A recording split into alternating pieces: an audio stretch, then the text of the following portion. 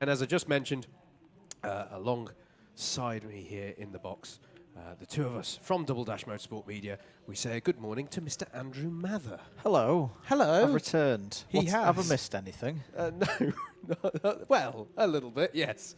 But no, coming out of the 14 days for yourself. Yes. Mate, I am a free man. you're back in a comms box. It is quite funny that I've gone from a comms box to an airport to a house, and the first thing I've done when I'm coming back out the house is straight back into a comms box. It is. And even whilst you were in the house, you were still doing comms. Yes. So some of you may have noticed he went. But yes, we're back, mate. And I think we all, obviously, we want to focus on the racing first and foremost. But obviously the news yesterday for the UK, going into the second lockdown, from our perspective here, what that does is it seriously changes the nature and the importance, really, of today.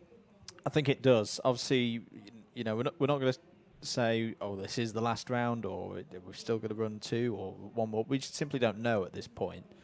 And obviously, JV will work very hard in line with Motorsport UK. Just to say, as a kick-off, I think have been brilliant. The governing body throughout this whole period helped Club 100 and all the clubs across the country in all the various disciplines out greatly, and I'm sure they will do that again to the fullness of their powers. But yeah, I think you're right. In the terms of the drivers, especially for the lightweights this morning, and we'll get on to why in a minute, I think you kind of have to treat this as the last round now, that it's all on the line today, that in case you are, the gap's 4 points. It's 4 points at the top of this championship at the moment before we go into today's racing. So that is a gap that can swing on this round today.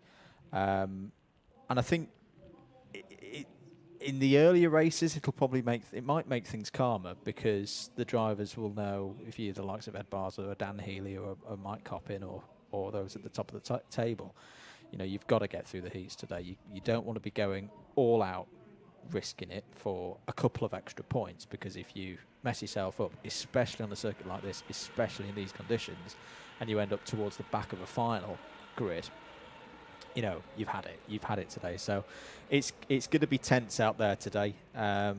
It's tense at this circuit anyway when the conditions are like this.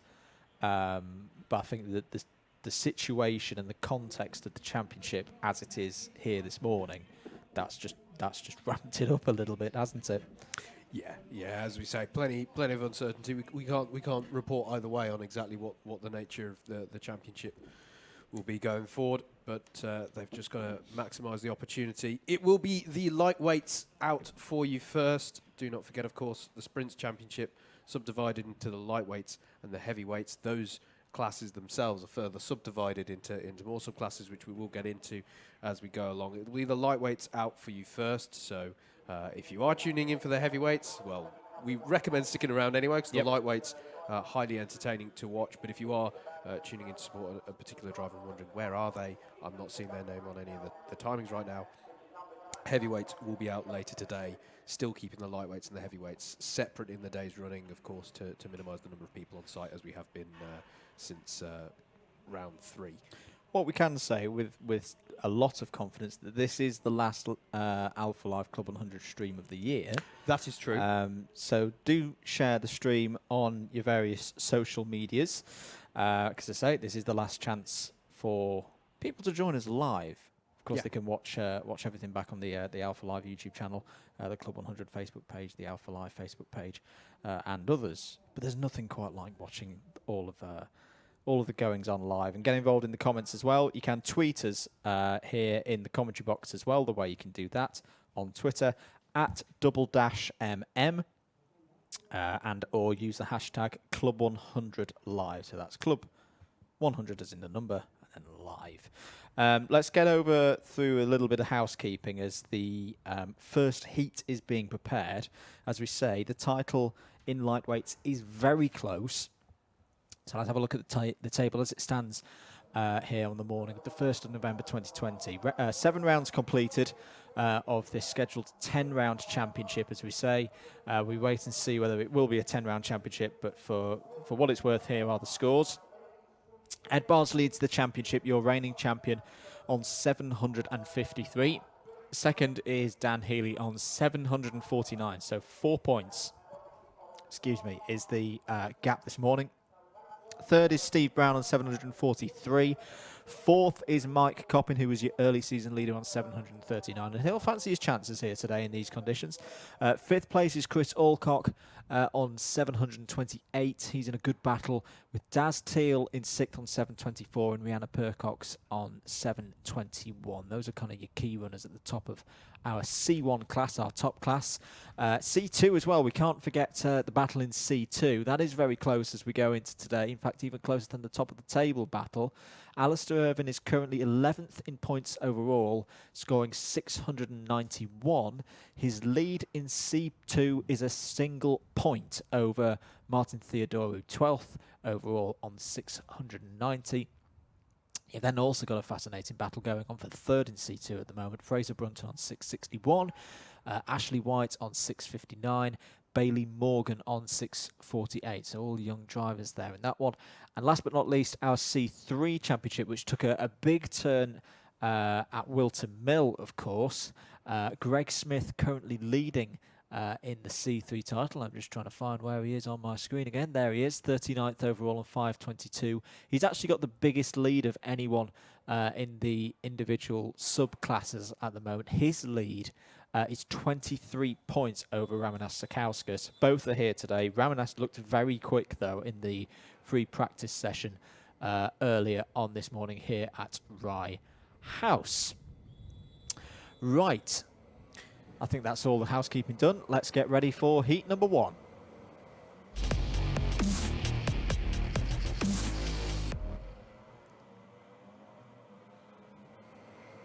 Let's have a look at the grid then for this first race of the day. It is heat 1 for the lightweights class for round 8 of the Club 100 Sprint Championships 2020. Ned Douglas has pole position. Alongside him on the front row is Peter Hargreaves. Cameron Moss and Matt Collier start their morning from row number 2. Jack O'Neill, look out for him today, was very quick at Bayford Meadows in one of our previous streams earlier this year.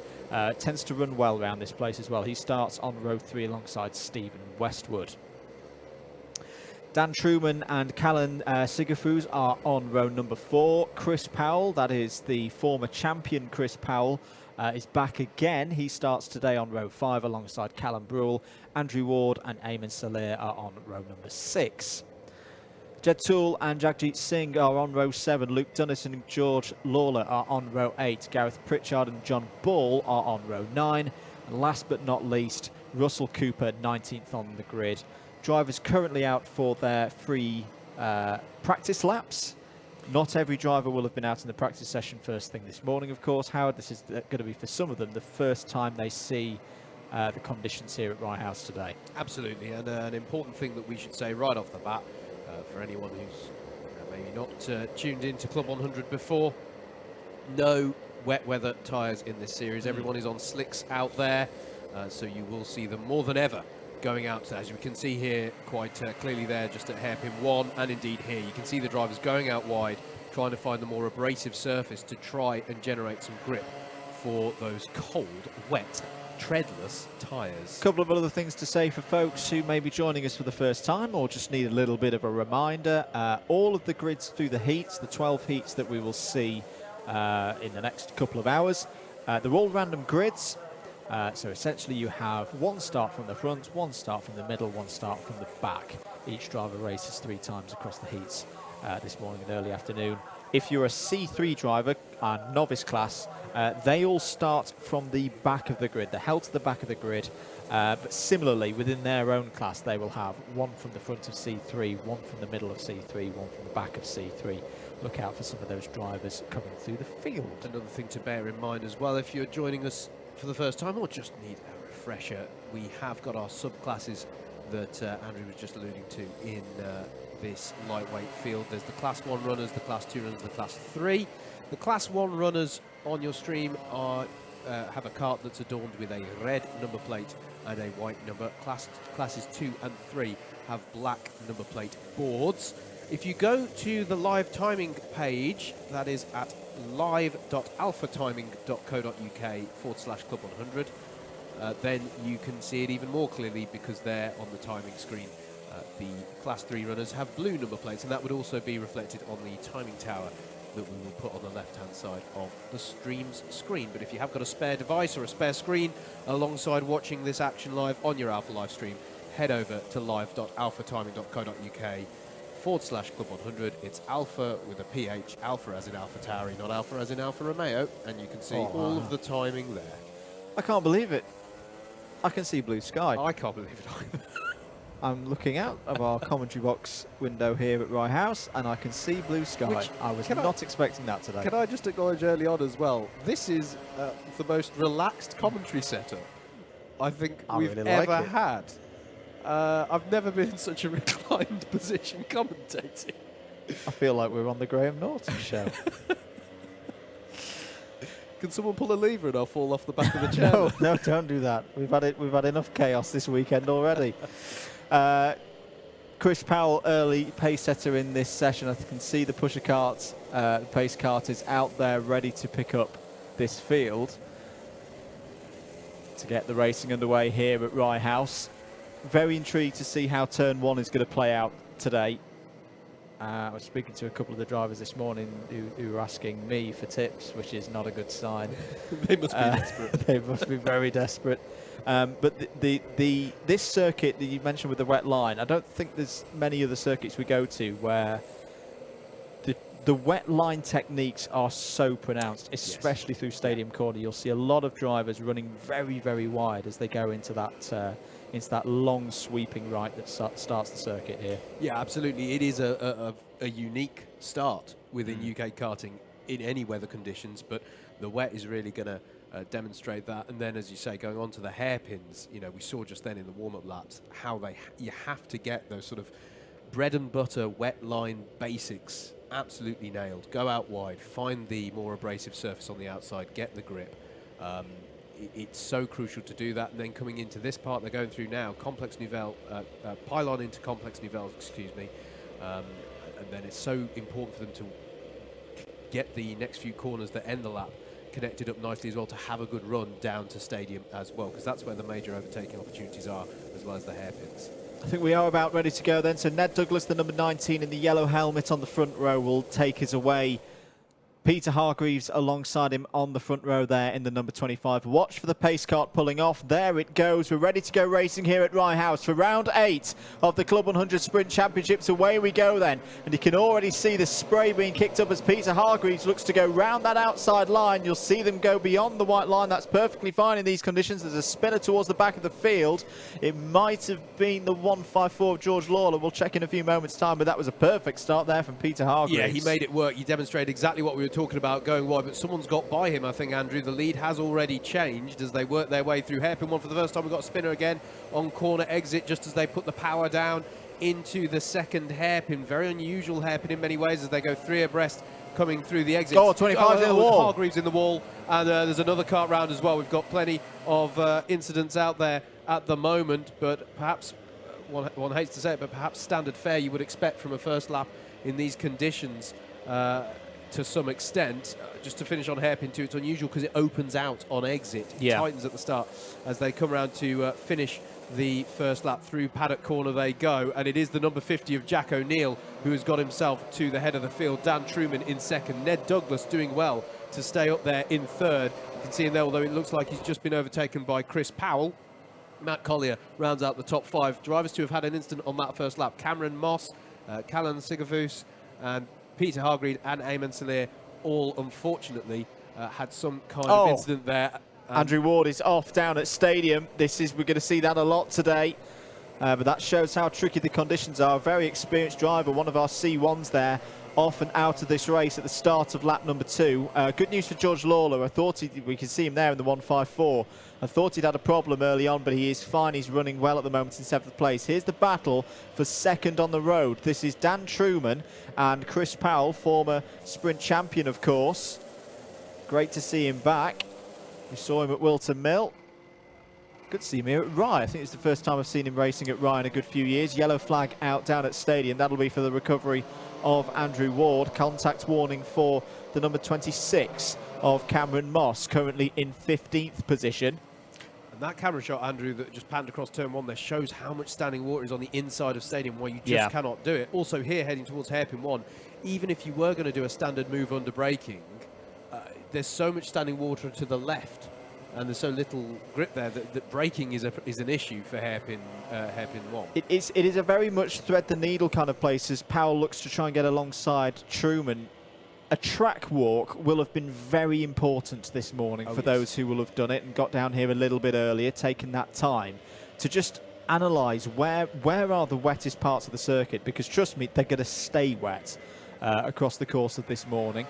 Yeah. And the other thing that we have to talk about as well is if drivers run too wide and pull water back on, that can be a challenge for them as Powell looks down the inside of Truman, but this is on the inside. Can he get it hooked up? He's got to get it controlled now because he's going to drift out wide. Truman will do the undercut. That's very well done. Oh, but Powell switches it back. That is fantastic. Experience being shown there by the former champion. He's up to second place, but Dan Truman gets even worse. He's got a track limits penalty now. Yeah, absolutely. That demonstrated it perfectly, didn't it? Initially, Chris Powell was at a disadvantage because he was on the inside, but then let it drift out, took wide once he had the advantage, and he did that early on enough in the very long corner that is Stadium to get that benefit and get the switchback. He managed to do a up the inside and switchback move in the same corner.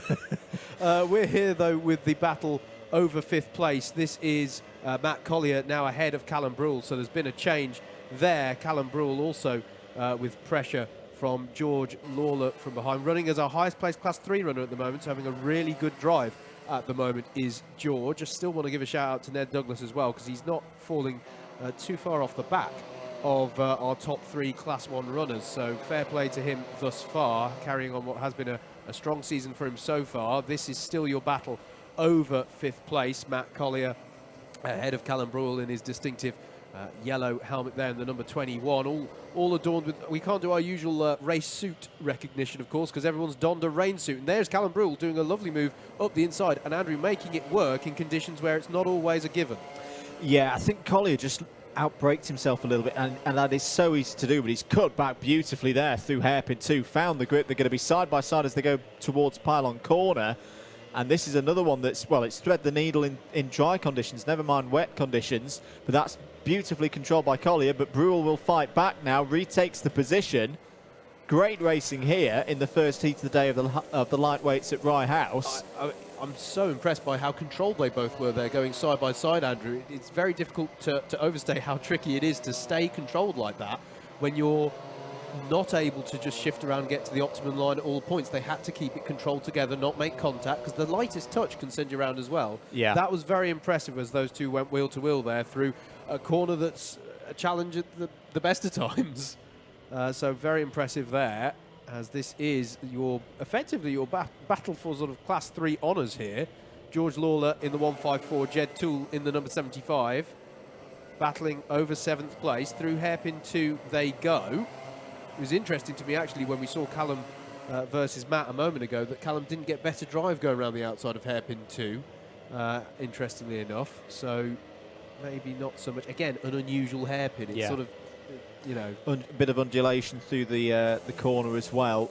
I tend to find that with both of the hairpins, if you go for a more middle of the road line, it can work quite well. 75 alongside 154. That's our C3 battle as they come through the spray here. And the rain has stopped, of course, and there's another aspect I find of this Rye House circuit.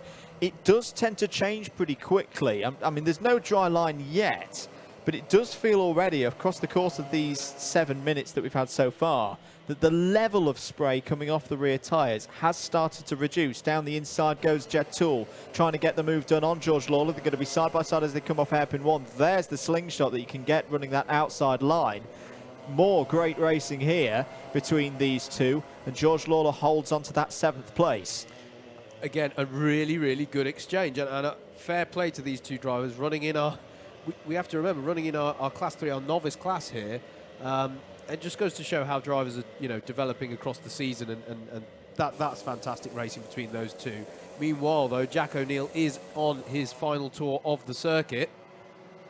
So we do need to keep an eye on him. He's just coming out of hairpin 1, I can see now, I believe. He's had a lot of experience around this circuit. He was in the E60 yesterday, which was wet. He was also in the E60 round the last time we were here at Rye House, which was the opposite weekend to the Bayford Meadows sprint round, when Sprints did Bayford E60 and Sprint 60 did another visit here to Rye. So he's clearly got in tune with these conditions, the mixed conditions here at Rye House. He's going to take a great victory here, nice and calm, got the lead early on. There's nobody behind you, Jack. That is a win for Jack O'Neill by some 6 seconds or so over former champion Chris Powell. Good points for him to start his day. Does the fastest lap of the race there right at the end of 56.651.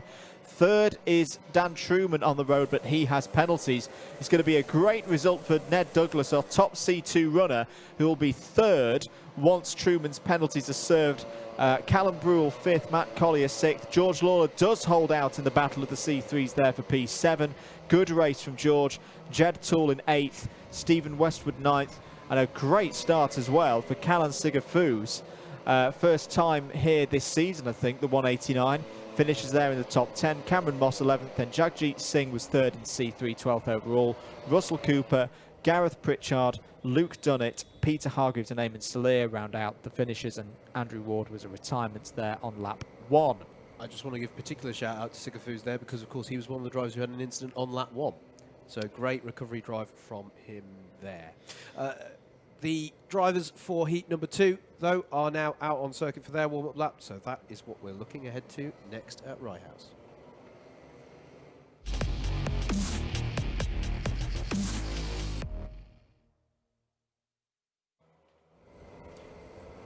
Here at Rye House for round 8 of the Club 100 Sprint Championships for 2020. As, yes, that is sunlight streaming down on them in shot. You are not being deceived. There is actual blue sky here.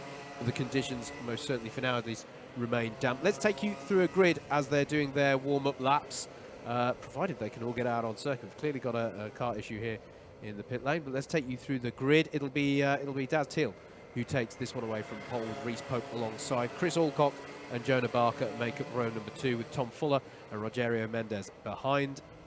Row 4 will be Peter Knight. One of the talking points definitely from when we were last with you streaming at Wilton Mill. Roger Davis alongside him. Keith Segal and Pietro Pagano make up row 5. Row 6 is Jason Bradbury and Rob Dowsett. And they're moving on to row number 7. We have Adam Shepherd and Andrew Rabbage. Tommy Welsh and Rana Menon make up row 8. And then row 9 to round out your 18 kart grid is Andreas Demetrio and Steph Cristoforo. That's how they line up then for heat number 2 of round 8. As you can see, there's some blue sky trying to poke through those clouds in the top of your shot there. So no rain, as Andrew said, falling from the sky right now. The sun's actually behind our camera shot there, so it's probably not doing justice, but it is starting to be quite a nice day here. We saw it do this yesterday as well, though. That it dried up across the course of the day.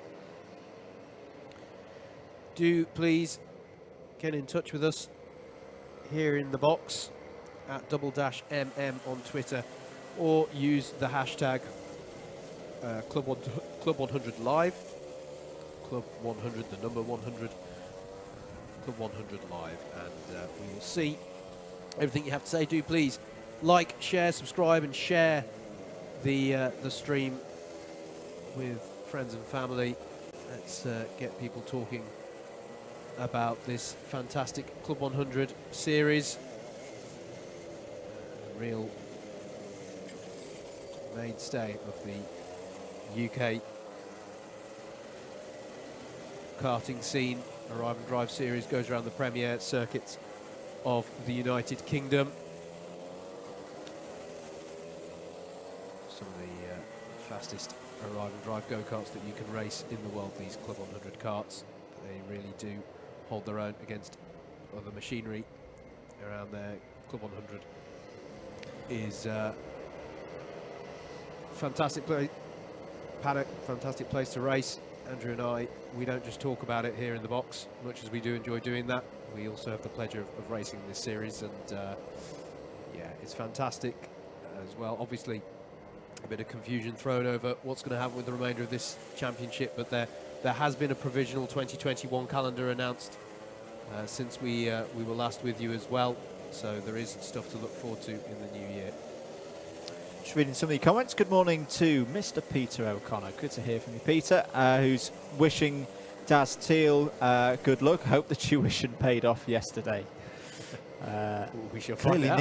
Clearly needs it, Mr. Teal. Getting back on form. I can see the pace cart is out on circuit. Sorry, Andrew, I just saw out the window. Someone went very wide at Complex Nouvelle up by the top of the circuit, up by the pylon end, and a big plume of water being thrown up accordingly. This is looking through the last sector. If anybody did need to go into the pits for a kart failure or a penalty, it's quite a long pit entry here. It's actually to the right of your shots that you can currently see. They would go to driver's left coming out of Complex Nouvelle at the top of the shot, and sort of between the marshal post and the blue car you can see in the car park, there is a chicken run, it gets called, that they run the kart through to come out into the pit lane. But you know, important that they don't mess that entry up if they do need to do it. But hopefully, with the sprint racing that we're doing today, they shouldn't need to pay a visit to the pits. That way you are guaranteed not to have that problem. You only need to go there if you do, as I say, have a kart failure or a black flag. So much spray here. And well, there's some water on the camera as well, but and the sun's bearing down on it, so that's a difficult shot at the moment. There was so much spray that I looked up and thought, oh goodness, is this a race start? I can't see a pace cart.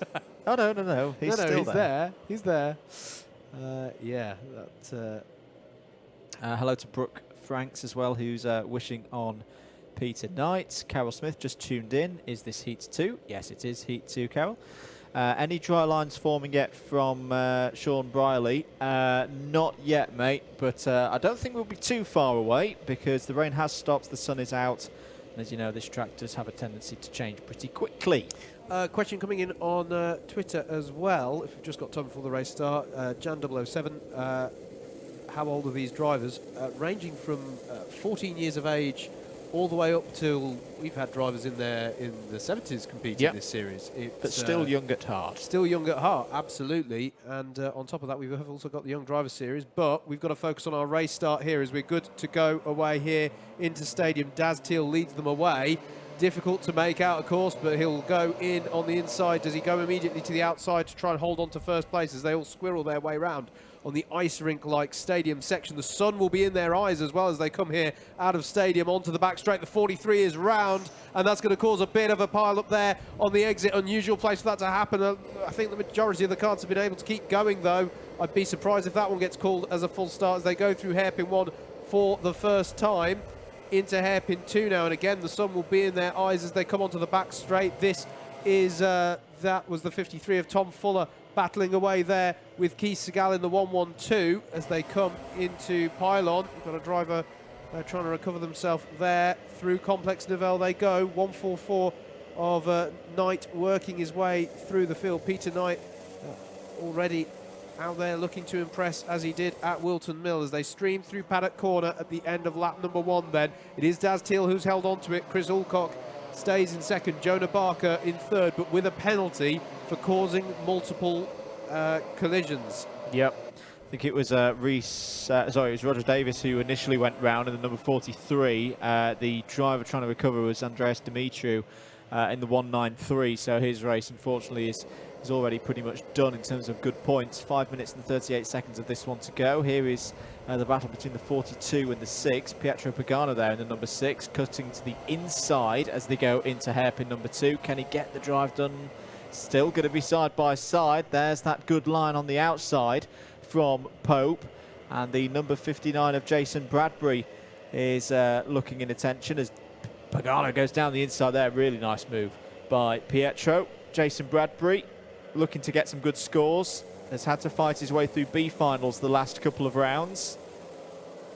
Will be looking to qualify for the A final outright later on today. He has had a contact warning though, so he needs to be careful to not pick up too many of those, as we get a penalty like Rob Dowsett has just done there. Yep. Advantage by as into shot there. Oh, Bradbury with a problem. Bradbury with a problem there, and is pulling off the road.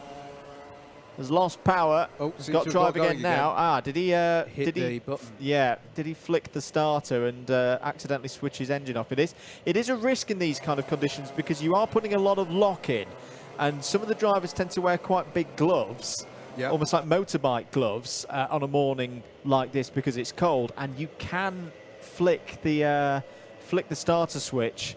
And yeah, that's not what you want to be doing because you lose that crucial bit that makes you go. I tell you what, you don't want to be doing it in stadium either, as there's a little tap there on the back of Keith Segal's car by Pietro Pagano.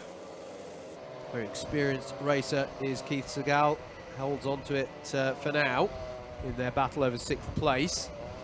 They're coming into shot now as we cut to the lead battle here. Yep. Daz Teal in the number 2, ahead of Chris Alcock in the 3. Alcock going for the inside line, but Teal will get good drive off of hairpin 1 here, and Alcock understands and decides to butt out of that move and try and set up another one into 2. It's going to be a bit of a drag race, but I'd expect Teal to come out up tops with this for now.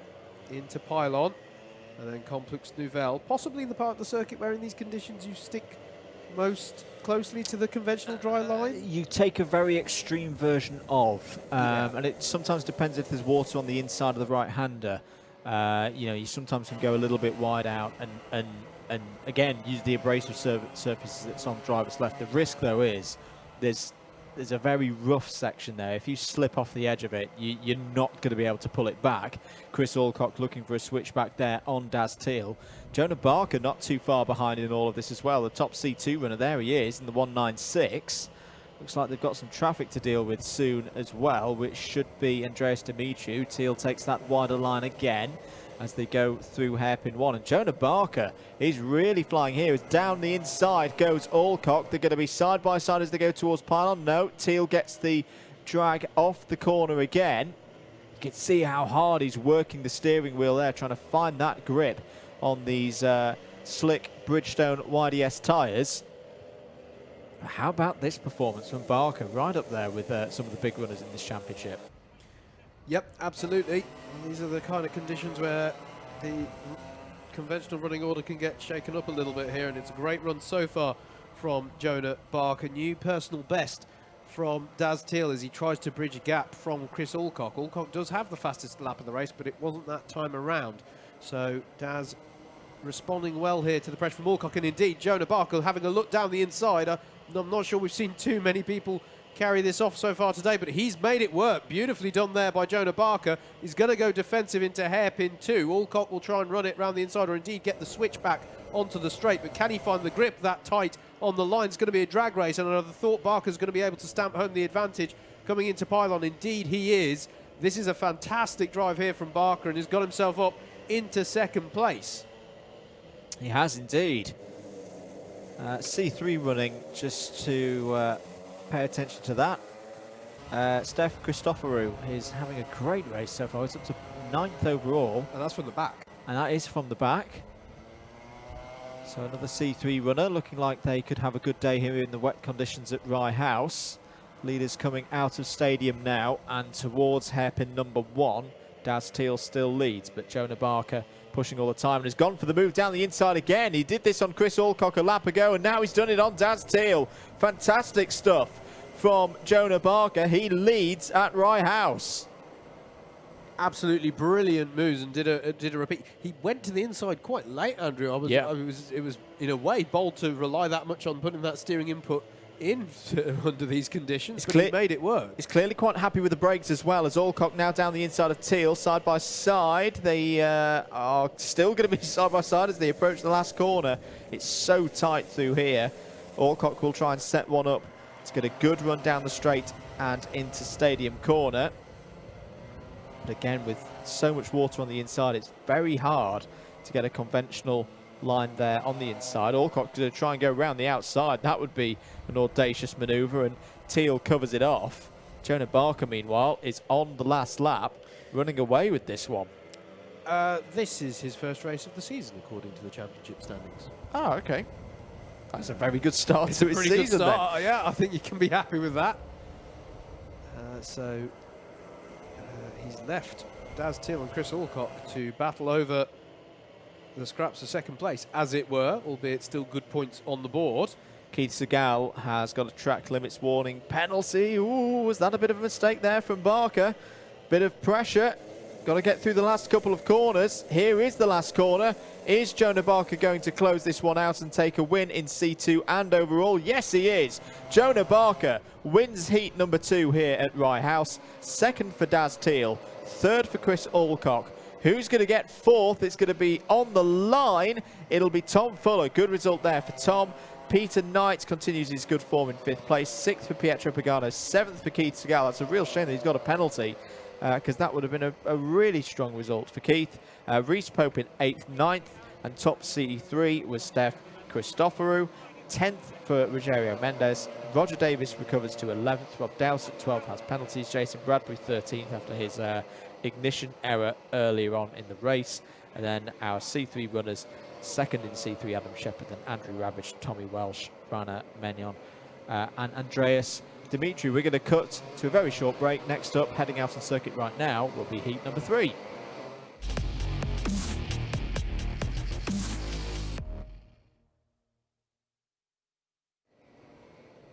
Let's get into it then. Let's have a look at the grid for this third heat of 12 in the lightweights. Alistair Irvine has pole position. Dan Brewer is alongside him on the front row. Lee Hackett, it's great to have Lee here with us, is on row 2 with Mike Coppin joining him on that one. James Barnard and Rihanna Percox are on row number 3.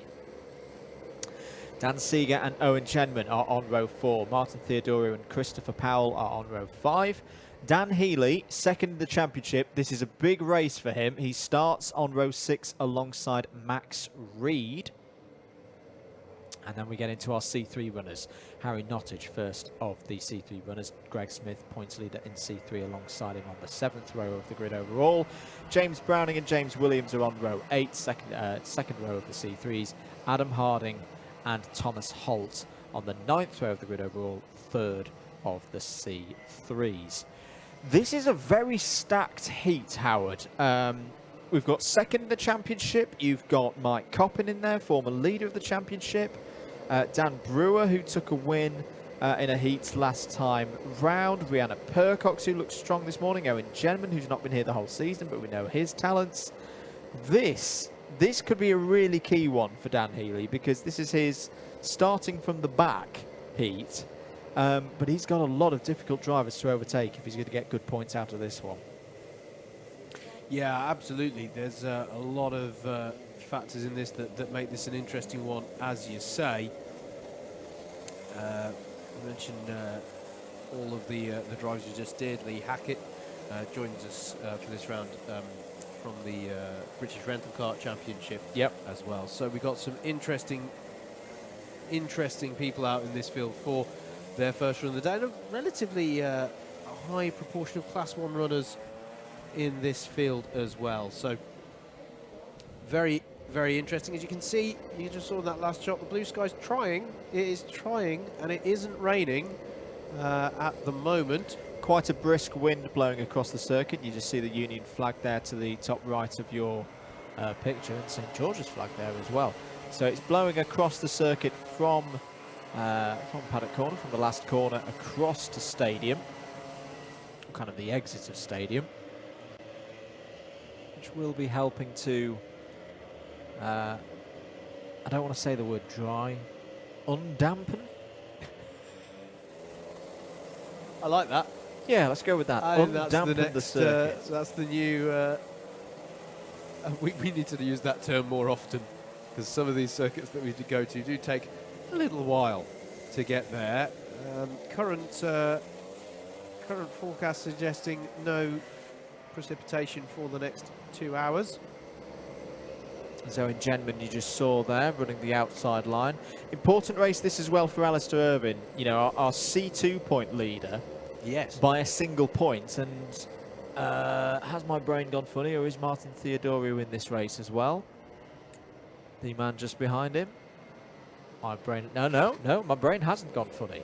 it's not gone completely loopy after the 14 days of self-isolation. So this is a big battle for C2 to see which one of those two drivers comes out on top. Alistair's obviously got the advantage in this one, though, because he starts from pole position.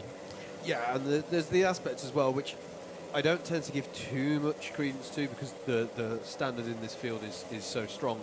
But it is worth saying, Alistair Irvine, experienced in British University's karting championship, which runs on Club 100 machinery, and that championship conventionally runs at the time of year when you get these conditions. Yeah. So he is rapid in these damp conditions, make no mistake about that. As I say, Club 100 field, very experienced drivers. They've all done some racing in wet weather conditions at some point or another, unless potentially for some of our Class 3 runners it might be their first time today, but you know, all these drivers have had some experience. But yeah, absolutely, mate. It's an interesting one in Class 2, even though there are so many Class 1 runners. You can see the number of red number plates in the field as they come through. So I agree with you. This is an interesting heat going into it. This is their first, for all these drivers, their first of 3 heats that they will take part in across the 12. If you're tuning in for a heavyweight driver, they're not out for a few hours yet. If you're tuning in for a lightweight driver and going, where are they? They're just not in this heat. They'll likely be back out on circuit in a moment's time. Quite a few BUKC drivers in this one. Yes.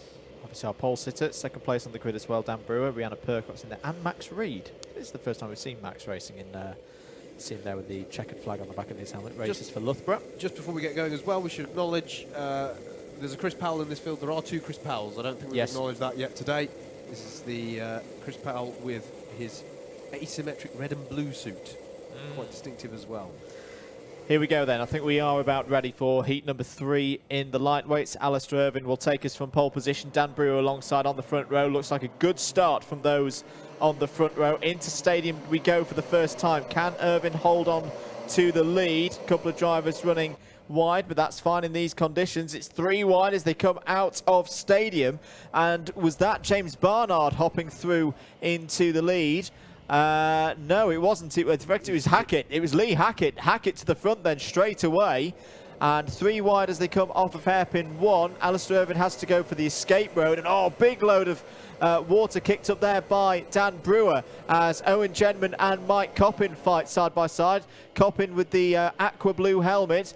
Genman there in the 177 still side by side, 2 by 2 like Noah's Ark as they go through pylon corner. This has been a great start for Hackett, if it is Hackett that we think it is at the front of the field. Just trying to catch sight of the number. Yeah, it is the 199 of Lee Hackett will lead at the end of lap 1 here at Rye House.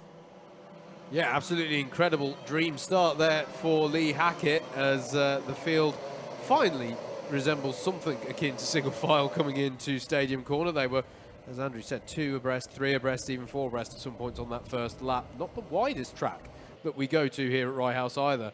So interesting there. But you can see there how the line is beginning to dry out on the approach to hairpin 1, although you'd have to convince the drivers a little bit of that as they all squirrel around on the brakes. 3 wide again, heading towards hairpin 2. And actually, that's an interesting point, time to note as well, Andrew. The quote-unquote straight between hairpins 1 and 2 does have a little right-left kink in it. So if you come out of hairpin 1 3 abreast, you aren't necessarily going to be able to stay that way. As they head into Complex Nivelle. This is your battle. That's Martin Theodorou in the 141 in 7th place, battling away, I believe, with James Barnard in the 41. Dan Healy has not had a good start. He's at the bottom of the field at the moment, and that's good news for Ed Bars, championship leader. Chris Powell has also not had a good start. He's down in 15th place at the moment. James Barnard has a look at the inside of Martin Theodorou there. This is key for Martin Theodorou because all of a sudden we were talking about that battle in C2 and they are now line astern on the road. Is that a change for the lead? Yes, it is for a change for the lead. Owen Genman to the front then here in this heat. He's got past Hackett there early on lap 3. Mike Coppin not too far behind in the number 8. So a C1 driver back to the front of the field then here. Owen Genman. Don't see him in every single round as Coppin goes down the inside of Hackett and takes 2nd place away from him. Mike Coppin, an interesting situation for him. He had a great start to the season, led the championship after 2 rounds. And we talked to him on the DDMM podcast earlier in the season, and he was saying how he had changed the manner in which he was driving this season. Where he is in the table now, he's got obviously some good points underneath him. He needs to gain points now. If it is going to be the case that this is the last round of the series, and we don't know that yet, we hope that it's not, of course. We hope that we get to race again before the end of 2020. You know, if he wants to lead the charge at the end of the day, he's really got to go for it and try and win every race that he can. Maybe take a few risks. Yeah, absolutely. He's really got to not throw caution to the wind, obviously, of course, but he's got to go for it. He really has got to go for it with the points at the moment, as Alistair Irvine. Whereas he'd maybe taken 80-20 before, today he's got to be thinking, I've got to start taking those 70-30s, 60-40s. Absolutely. Just focusing on Class 2 here, we now have no karts between Alistair Irvine and Martin Theodoru in the battle over 6th place. There is the 27 of Rihanna Percox. Then it's the 142 of Dan Brewer. But there in the 140 with the bright pink lid, there is Alistair Irvine. And there, the kart behind him is Martin Theodoru. Or is it? Because James Barnard wants some of 7th place there, but he's not able to make it happen. But it's worth noting that there are 2 of our key players in the Class 2 championship runnings lying astern at the moment. You've got a bit of a BUKC train going on here from 4th downwards. There is Rihanna Percox, raced for Birmingham University. Now graduated, back full-time in the Club 100 Sprint Series. Cone penalty for Greg Smith, points leader in C3. And Seeger, unfortunately, isn't having a great race either. He's down in 13th place at the moment as Barnard continues to hassle Theodoru there for 7th place. Theodoru holds on to it, but the 200 of Adam Harding is just behind them there, and is currently your leader in C3 as well, so that's great driving so far from Adam. The 200. I don't think I've ever seen a 200 before in Club 100. The sheer number of drivers that have had a go this season in the lightweight. It's great to see. Less than 2 minutes of this one to go. It's actually a 200 on the kart. Yes. I didn't know they had that board. They probably had to make it up. Just especially for him. Furiously with Tipex, adding it to the number. Oh, no. But yes, as look at this, Alistair Irvine down the inside. Big move. Beautiful move on Dan Brewer, but Brewer's going to try and come back at him, have good drive off of Complex Nouvelle, and then down through the left-hander and into paddock corner, and he's going to hang Alistair out to drive, and he's got to be careful there because James Barnard, as there's a moment for Lee Hackett in battling with Mike Coppin over 2nd place onto the grass.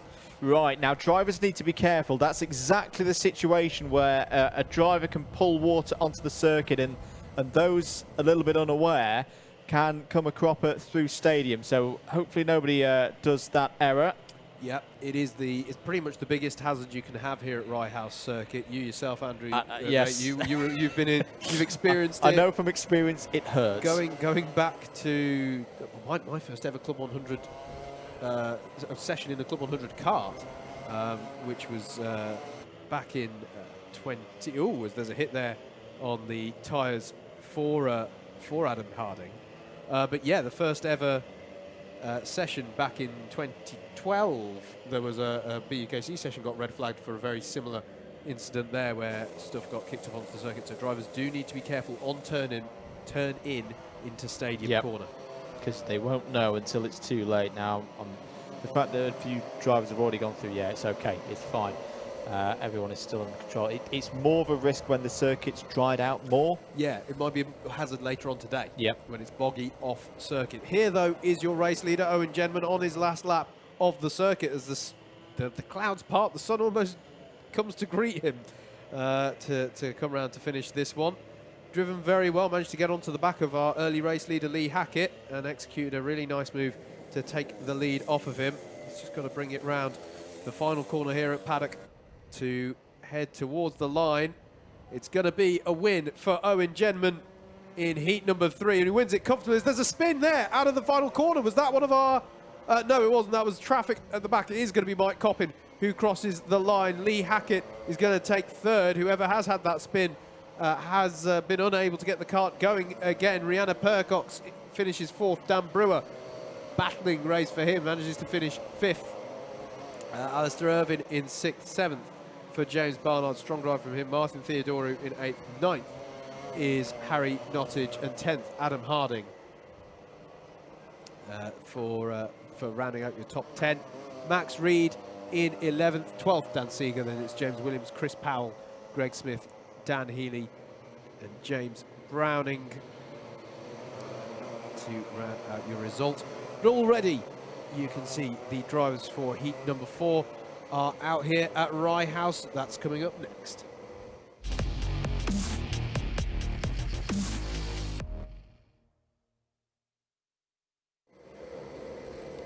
Here at Rye House for round 8 of the 2020 Club 100 Sprints Championship. Here is your grid for lightweight sprint heat number 4. Eric Mignon starts this one on pole with Steve Brown alongside Fraser Brunton, and Steph Theodorou make up row number 2. Row 3 will be Josh Adams and Ashley White. Rob Langthorpe and Ben Atkinson are row 4 with Oliver Flashman and Ed Bars in row 5. Row 6 is James Venning and Garrett Berry. Row 7 is going to be Dean Everest and Matt Cockerham. And then row 8 is Ramanas Sakauskas and Jamie Mead. Pete Crompton rounds out the 17 kart grid. Remember, across these heats, the drivers have their random grids.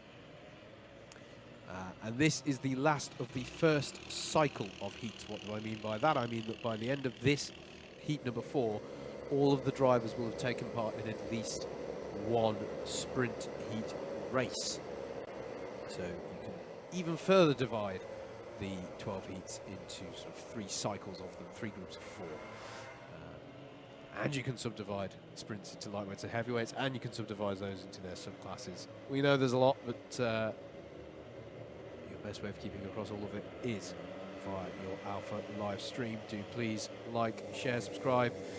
Hello to those of you viewing on YouTube, those of you viewing us through Facebook on the various pages we're going out on. Thank you very much for joining us on this November Sunday here in Hertfordshire, where the sun is trying. It is really trying. You can see the clouds as they're rolling across the circuit there. This is actually a really nice shot to show it, actually. There are, slowly but surely, progressively, we're seeing more and more gaps in those clouds, a bit of blue sky as the drivers do their warm-up laps. Now, obviously, in this one, we've got some big names with regards to the championship. You have the number 1 kart in this one of Ed Bars, starting from 10th on the grid. Steve Brown as well, Steve Alvarez Brown, known to many as Super GT. Hello to any Super GT fans tuning in. Yes, he is out there now. Yes, some of the more unusual sights here at the Rye House karting circuit. It is quite the complex here at Rye House, and one of those things is Ryasic Park, which is a dinosaur-themed fun day out for the family. That's just at the other side of the circuit. Does mean that you get some interesting furniture adorning the outside of the circuit. You can also see the Ryasic Park plane there, just underneath the Union flag there, waving in the breeze. There's Crazy Golf. There's laser tag, I think. I've never done that. But I believe they've got that here. There's plenty of stuff to see and do here at Rye House karting circuit. Well, at Rye House, I should say, if I'm talking about the other activities you can do as well. Hello to everybody tuning in for Super GT. Plenty of comments coming in. Hello, viewers, indeed. And, be interesting to see how he gets on in this one. Sits 3rd in the championship standings in lightweights coming into today. We saw Dan Healy just now have a difficult sprint heat in heat number 3. 2 of his big rivals in the championship, Ed Bars and Steve Brown, are in this heat. So this is their chance to capitalise on Healy's difficult heat and try and get some good early points on the board. Remember, these heats are predominantly about setting the grid for the finals that happen later on, but there are still championship points on offer for these sprint heats. 20 points on offer for a win, 19 for second, 18 for third, and so on and so forth, decreasing by 1 point with every position. And just to give a comparison, 20 points for winning a sprint heat, 130 points in the championship for winning a Trophy A final. So that is where the focus has to be, but it's important to get the momentum into your day nice and early. Eric Mignon on pole for this one in the number 45. There he is, distinctive helmet, the black background with the Belgian colours on the helmet. Looks like we are going to be good for a start this time. The pace kart will pull off to driver's right. It'll be eyes on the lights, engine notes to rise, and away we go for this one. And what's notable to me is I can't see the 63 of Steve Brown in there as they all stream through for the first time. There's an incident there in the mid-pack as they come through stadium section and out onto the straight. It is Fraser Brunton who's challenging for the lead on Eric Mignon, trying down the inside, and he's going to get the job done, but they've got to look out for Ed Bars, who has had a cracking start from 10th place on the grid and is challenging for the lead. He's going to take the wide line through hairpin 2. Can he go all the way around the outside? It's going to be difficult to do. It gets shut down by Fraser Brunton there as they come through into Pylon Corner. And there is the that's the Oliver Flashman battling away with Mignon, our pole sitter, the 176 battling with the 45 respectively. They're side by side, but side by side for the lead as well goes Ed Bars with Fraser Brunton, and he's made it stick. Ed Bars has got to the head of the field as they come onto lap number 2. It is Ed Bars who leads ahead of Fraser Brunton. Oliver Flashman, and I'm sorry to report for any of the Super GT fans out there that I'm not seeing him on the running order, so I'm not sure if he's taken the start of this one.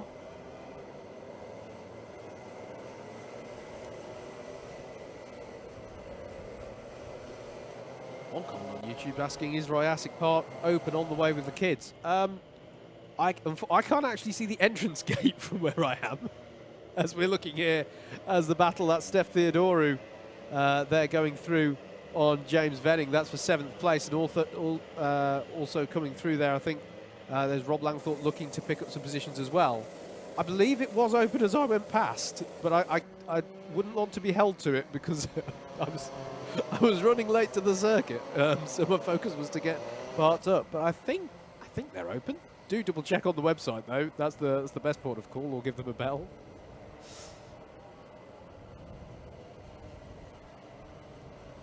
But as they battle away, it is now Theodorou with Langthorpe pressuring him here.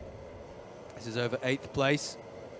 You can see Langthorpe, one of our Class 1 runners, with his red number plate there. All scored together, the Class 1 and the Class 2, so every position counts. It's only at the end when we really consider which subclass drivers are in.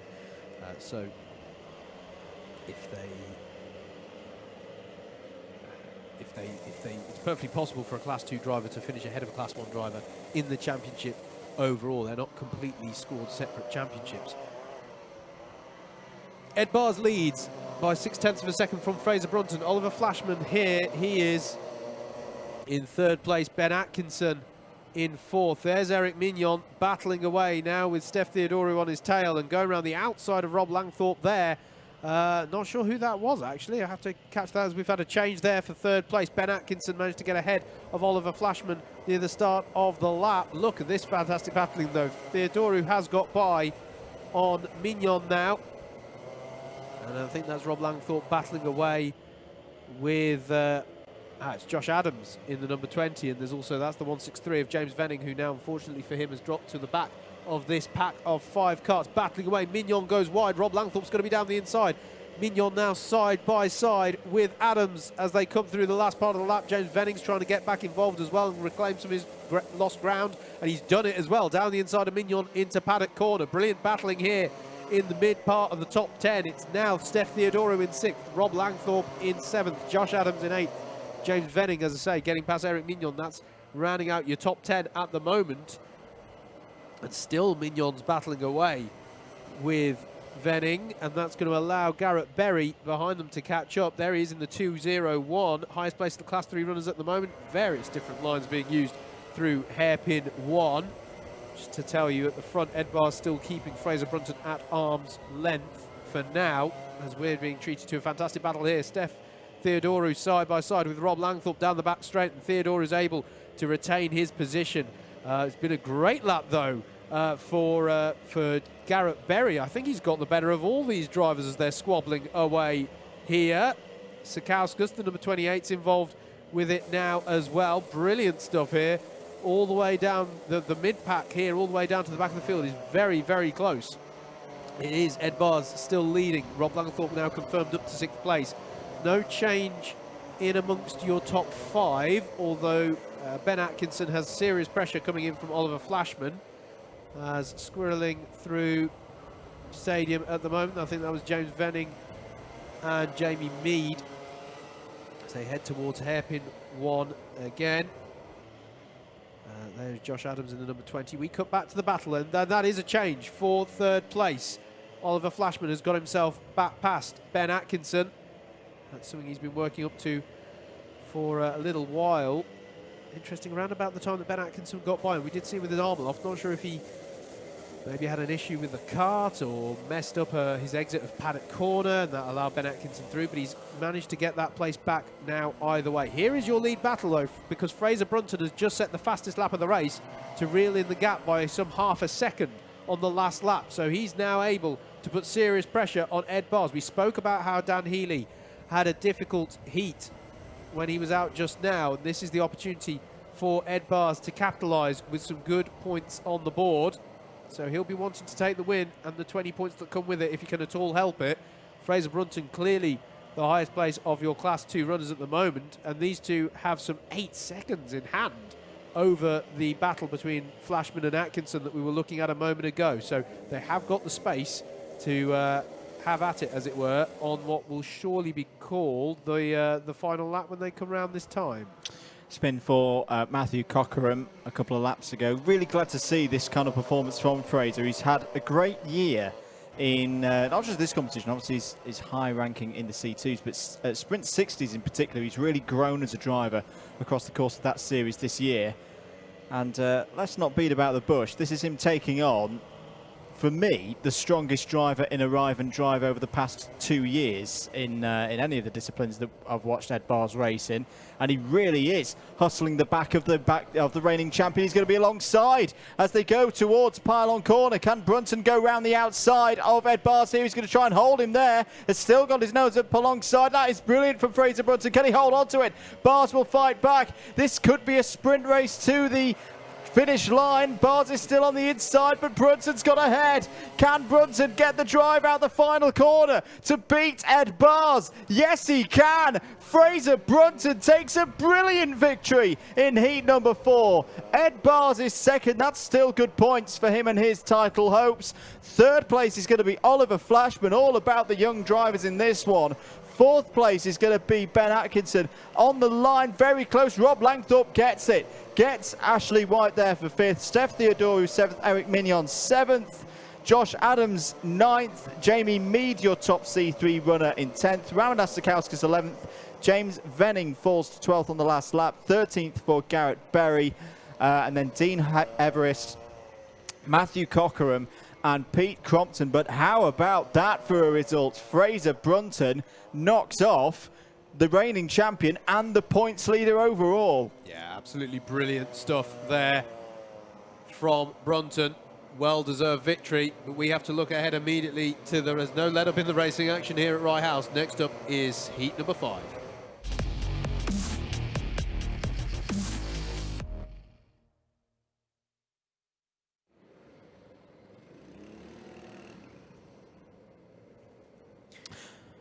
Away we go then. Let's have a look at the grid for heat number 5. Dan Healy and Pietro Pagano on the front row, Max Reed and Keith Segal on row 2, Chris Alcock and Matt Collier wrap out the top 6. Rhys Pope and Ned Douglas are on row 4, Rhianna Percox and Peter Knight row 5, Jack O'Neill and John Ball on row 6, Thomas Holt and Andrew Rabbage on row 7, Jed Toole and James Williams on row number 8. Those 4 at the back, of course, are the 3 runners. Looks like we are good to go then. This is a very important race for Dan Healy. He did not have a good time in his first one of the day. He needs a result in this one if he's going to be challenging Ed Bars at the end of the day. Is the pace kart going to pull off? Yes, it is. Here we go then. For heat number 5 out of 12, first of rotation number 2. Dan Healy will lead us from pole position. Pietro Pagano slots in behind into P2. Nice clean start from the lightweights as they head through Stadium Corner. That's one of the best starts I think we've seen so far today. Well done to this group of drivers trying to cut through the middle there. I think is Peter Knight in the 144. Yes, it is. And oh, a little bit tied up there. Knight has a half spin, and there's a couple of others in trouble there as well. One of them was Ned Douglas. I think Rhys Pope may have been slightly involved as well, but it's still running. I think Keith Segal might have been facing the wrong way there as well. Okay. Because he's in his blue suit today, and that was definitely facing the wrong way briefly. The 112 towards the back of your shot there, just behind the 74 of Andrew Rabbage. One of our C3 novice runners. He's had a solid year so far, getting up to speed with Club 100. 6 minutes and 36 seconds to go. End of lap number 1 then. Dan Healy leads by a second ahead of Pietro Pagano. Max Reed 3rd. Chris Alcock up to 4th. Great start again for Jack O'Neill in the number 50, up 6 positions to 5th. Ned Douglas down the inside of James Williams there, but there is a penalty for O'Neill for an ABC takeout. So was O'Neill adjudged to be the cause of the incident at hairpin 1 on lap 1? Quite possibly, whatever it is. That's 6 places. Oh, was that Ned Douglas going for a spin? I think it was. So Ned Douglas, who just caught the start of the incident, has lost a number of positions on hairpin 1. There's Max Reed, Loughborough University driver. Great to see him here in the Club 100 Sprints in the 192, challenging a very experienced driver in Pietro Pagano for 2nd. We are guaranteed a new winner then from this one. We've just had a penalty issued for Jack O'Neill, so that's the only person who has won a heat so far today with a penalty. That means even if they cross the line in first, they would not be classified as such. Indeed, it'll be 4 positions for ABC takeout. That's taking out another driver. It's not for going for a takeaway service, just to clarify. So he's now battling away though with Chris Alcock trying to do his best to negate it. Goes very bold on the brakes and goes very wide, and that's going to, in fact, he's out on the grass there. Got to be careful. Manages to keep the momentum, thankfully, but of course if you come to a stop, you've got to get out the kart and push it back onto circuit. You will not be seen unkindly by the race steward if you stress the drive of these Club 100 karts, trying to get yourself back onto circuit, as Chris Alcock here is battling away with Max Reed. Max Reed, experience of course as a Loughborough driver in the BUKC. So another driver who's going to have some experience in these conditions. Peter Knight, one of the standout performances from the round at Wilton Mill earlier this season in Chris Alcock's wheel tracks as well. Alcock looking down the inside here on hairpin 1, a lot more controlled than we saw from Jack O'Neill a moment ago, and makes the move stick. Nicely executed there by Chris Alcock. Up into 3rd place now, and then Peter Knight is going to have a go at Max Reed, but Max Reed will surely get the best drive off the corner and be able to hold on to that one at the end of the straight. It's a good display though so far from Max Reed. It's a very different style of racing here in the Club 100 Sprint Series to what he'll know in the British University's Karting Championship. Alcock just checking there. Trying to close now in on number 6 of Pietro Pagano. See the different lines. No dry line forming yet. Had a quick trip out of the comms box. But I do reckon if the rain stays away, we are going to see that dry line forming, and that's when things will get really interesting, and it'll give the drivers an even bigger challenge, I think, to judge where the grip is going to be. Peter Knight to the outside of Max Reed then, trying to go around the outside. Jack O'Neill is currently the fastest driver out on circuit, 55.634. He's up to 6th place on the road, but remember, has a 6th place takeout penalty to deal with post-race for the incidents there on lap number 1. James Williams, by the way, is currently your top C3 runner. He's in 10th place overall. He's just overtaken Jed Toole. Dan Healy continues to lead then and is pulling away. 2.6 seconds is now the lead gap between himself and Pietro Pagano, and he just needs to keep his eyes forward. That gap is defendable with 2 minutes to go, and it looks like Pietro Pagano is going to have his attentions full with Chris Alcock, which is going to lend Healy a hand and probably allow him to grow that gap even further. Indeed. Peter Knight, though, ahead of Max Reed now, so be interested to see if he has anything to bring to bear on that second, third place battle. Rihanna Percox here getting by on Reese Pope. That is in the battle over 7th place, so she will now try and break the toe and get onto the back of Jack O'Neill, who is, how far up the road is he at the moment? He's some he is some 3 seconds up the road from those two. Move there by Williams, gets past Collier. Back with the battle for second place. Chris Alcock trying to get past Pietro Pagano, with Peter Knight not too far behind as well. Alcock looking for the tighter inside line. That's not quite going to work. Still the sweeper line on the outside is going to be the best one in these situations at the moment. Peter Knight now looking down the inside, may take the opportunity to go for third place here.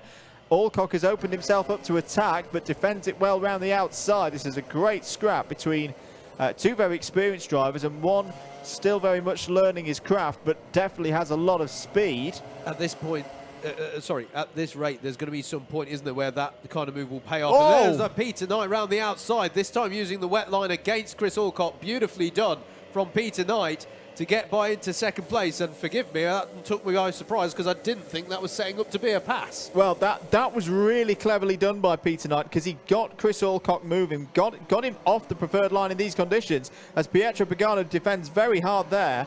The gap to Dan Healy's 4 seconds. He's just got to cruise around and get this win. Peter Knight's up the inside, going for second place, has got second place. He's made it work. This is really interesting to see how Peter Knight is positioning not just his car, but making the others defend in a way that compromises themselves, as the number 50 of Jack O'Neill comes flying in. And does that, having set the fastest lap of the race. That's how he got onto the back of this battle. Yeah. So good stuff here from O'Neill, although bear in mind he has got a penalty to be applied at the end of the race. Alcock will try and do the same to Pagano as to what Knight did to him a lap ago, but is not able to do so. Pagano got his nose back ahead, and whoa, Jack O'Neill comes flying in there on Chris Alcock, trying to make up as many positions as he can. Round the final corner, here comes Dan Healy. He's going to take a much-needed victory here. He takes heat 5. Peter Knight impresses again there in second place. Who's going to get third place? There's a backmarker involved in all of this as well. It's going to be Pagano on the line from Reed, Alcock, O'Neill. So Alcock down to 5th, Percox 7th, Pope in 8th, Williams your top C3 runner there in 9th. Then it'll be Collier, Douglas, Toole. There's Andrew Rabbage in the 74 and 13th, Keith Scowl, and last but not least, Thomas Holt. Important response from Dan Healy, given that he didn't have the best first heat. And I just want to say, closest gap I've seen of the year. Max Reed just got Chris Alcock at the end there by 2 1/1000ths across the line. That's how close it got there, as already out on circuit. And remember, not with warm-up laps now that we're in the second rotation, is lightweight number 6.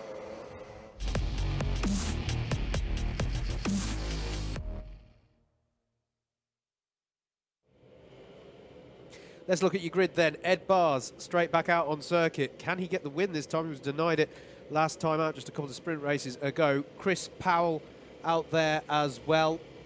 This is regular Powell. We're going with, yes. James Venning and Martin Theodorio on row number 2. Cameron Moss and Mike Coppin on row 3. Peter Hargreaves and Alistair Irvin are on row 4. Row 5 is Ashley White and Dan Truman with Owen Genman and Josh Adams on row 6. Row 7 is Jamie Mead and Steph Christoforou. Then it's Greg Smith and Adam Shepherd on row 8, and then it's Ramanas Sakauskas and Tommy Welsh on row 9. Are we good for a start? Yes, it was worth going through the grid that quickly. Ed Bars will lead them away in the number 1 kart. As you can see, conditions are improving here. Far less spray than we started the day, but there's still going to be very little grip coming through Stadium Corner. How's it all going to work out? Ed Bars much tighter than we've seen from many people, as there's a round there in the mid-pack as they all go 3 wide here coming onto the back straight. They're going to have to be careful because there's still some standing water. You can see there on driver's left. They all keep it to the right-hand side, broadly speaking. Dan Truman in the mid-pack there looking to make up some order. There is a spinner at hairpin 1 as well, but it looks like Ed Bars has been able to hang on to it at the front. Here's Mike Coppin battling away with the 141 of Martin Theodorou as they all come down towards Pylon and Complex Nouvelle for the first time. The 177 of Owen Genman in there. Alistair Irvin taking a very wide line through Complex Nouvelle to try and get a good run on Josh Adams, and he's going to have a go, but I don't know if he's going to have any space. Mike Coppin still battling away here. Is this with that's with the 64 of Ashley White, but it is Ed Bars who leads. Chris Powell has done well to stay in second place as well. Ashley White in third, Mike Coppin fourth, Owen Genman in fifth. Then it's Theodorou Adams, Irvin Truman, and Greg Smith to round out your top 10. It was Cameron Moss, who I think was your spinner in Stadium on that first lap, as he's now towards the back, as we're here with the battle over third place, with Mike Coppin under serious pressure from Owen Genman, one of the Titan Motorsport drivers, and he's got the job done, as Martin Theodorou now is looking at Mike Coppin as well, but he's going to be hard pushed to go around the outside of hairpin 2, particularly if Coppin is that bold on the brakes. Josh Adams trying to get involved as well in the number 20.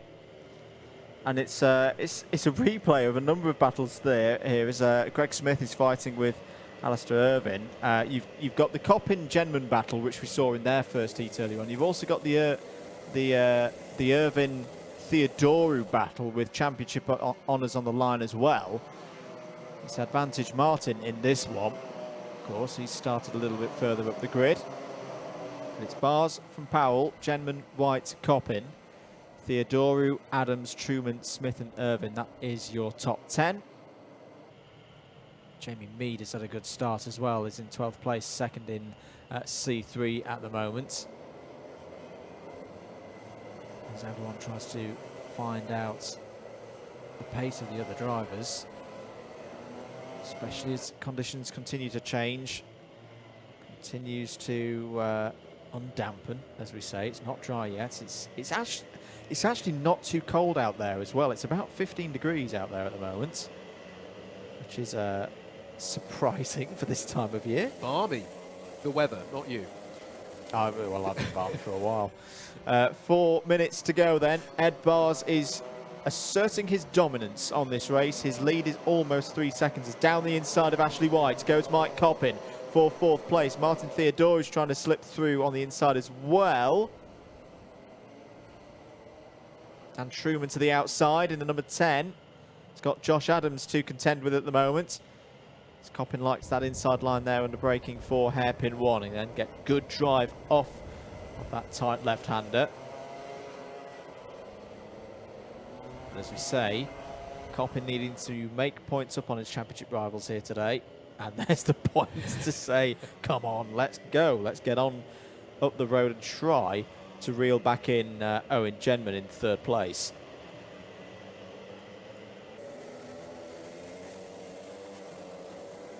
Ed Bars continuing to lead. Chris Powell in a similar position to Fraser Brunson, who we saw earlier. He's had a really good season in the Sprint 60. See, Owen Genman has got through there. Getting the lean on, trying to work the tyres, these slick tyres, as much as possible in these conditions. And drifting it again into hairpin number 1. Coppin does likewise. Contact warning for Alistair Irvin, who's currently in 10th place, side by side.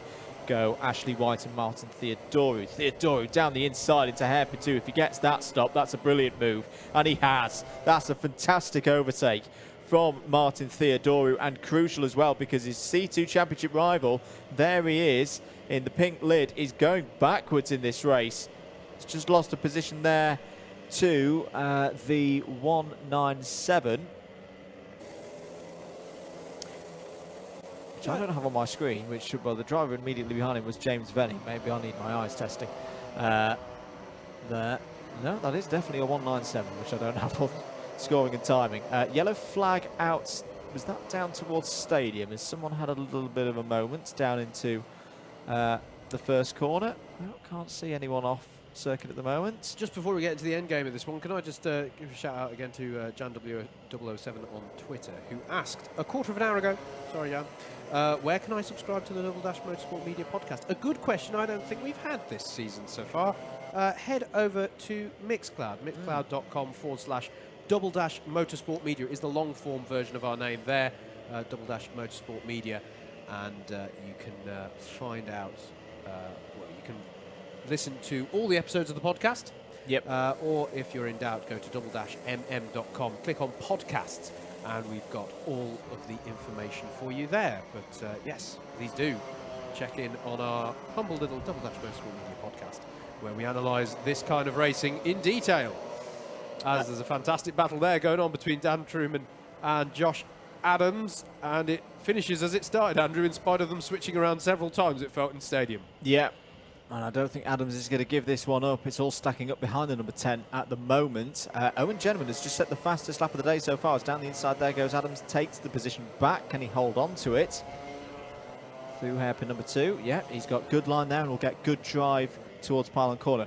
Gentleman has just set the fastest lap of the race, a 54.895. I'm pretty sure that's the first time we've seen someone down into the 54s so far today. Took half a second out of Ed Bars on that last lap, so the gap's down to 3.1. We are on the last lap. It's down to 2.4. I think Gentleman's going to run out of time here. He's not going to have enough laps to close into Bars. But just keep an eye on Owen Gentleman, because he is on really good form today. He's down the inside.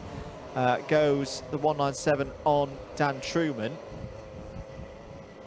And through. I am just going to check my... I just think there's maybe a transponder issue running out there for the 197, which is why it's not showing up on your screen. There is Ed Bars.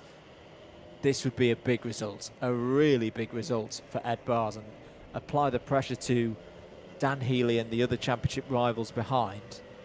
Yes, the 197 is Steph Christoforou, apologies. But Ed Bars is going to take the win there. Takes heat 6. Another victory for Ed Bars. Owen Gentleman, very impressive there in second place. Third place, a great result for Christopher Powell. Fourth will be Mike Coppin. Martin Theodorou wins in C2. Then Josh Adams, Ashley White. And then the 197 of Steph Christoforou, sorry. Dan Truman, then Alistair Irvine. That's not a good race for Alistair Irvine. He's lost points there to Martin Theodorou. Ramanas Sakauskas gets the win in C3. That is a big win. That is a very, very big result there for Ramanas. Ahead of James Venning and ahead of Greg Smith as well. We're going to take another short break. Next up, out there on circuit, is heat number 7.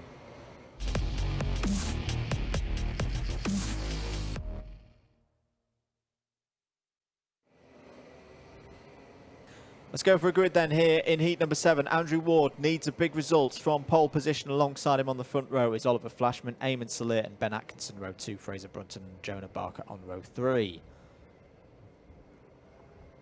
Steve Brown is scheduled to be on row 4, but I don't think he's here today. Daz Teal alongside on that row. Stephen Westwood and Rob Langthorpe, row 5.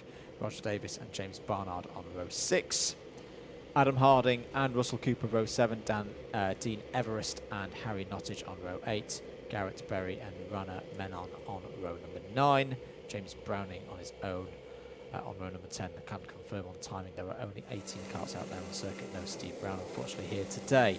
Andrew Ward had a spin in the first race, retired from it. Needs to get good points here, otherwise it could be a C1 runner in the C final. Away we go then. Once again here at Rye House. Can Ward hold the inside line? Yes, he can. Inside line is sometimes better in these conditions, and Oliver Flashman's found that out as he's forced out wide and lost a number of positions. Rob Langthorpe and Daz Teal trying to get involved there. Daz Teal's had a helmet change, I think, since his last heat. Fraser Brunton through again. and is now going for the lead. Up the inside goes the youngster. Did he get the move done? We'll have to find out in a moment as everybody else is jostling for positions just behind them. Yes, it did. So Fraser Brunton leads then. Oh, big moment for Eamon Salir. Nearly clipped the wall there coming out of hairpin number 2. He's got Oliver Flashman to the outside. So Flashman has fought back really well through the middle part of lap number 1. He's back up to 3rd. Daz Teal there, now up to P4. Stephen Westwood in the red and white helmet is trying to fight through in all of this. Has had a really good year in Club 100. One of the most improved drivers for me. So Brunton leads by 1.7 seconds ahead of Ward. Flashman to the inside. Can he find the grip on the inside there?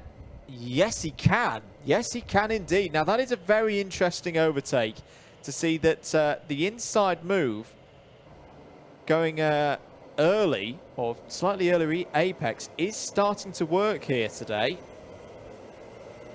Eamon Salir fighting with James Barnard, so Barnard gets through there in his number 41. Roger Davis, the number 43, has had a contact warning.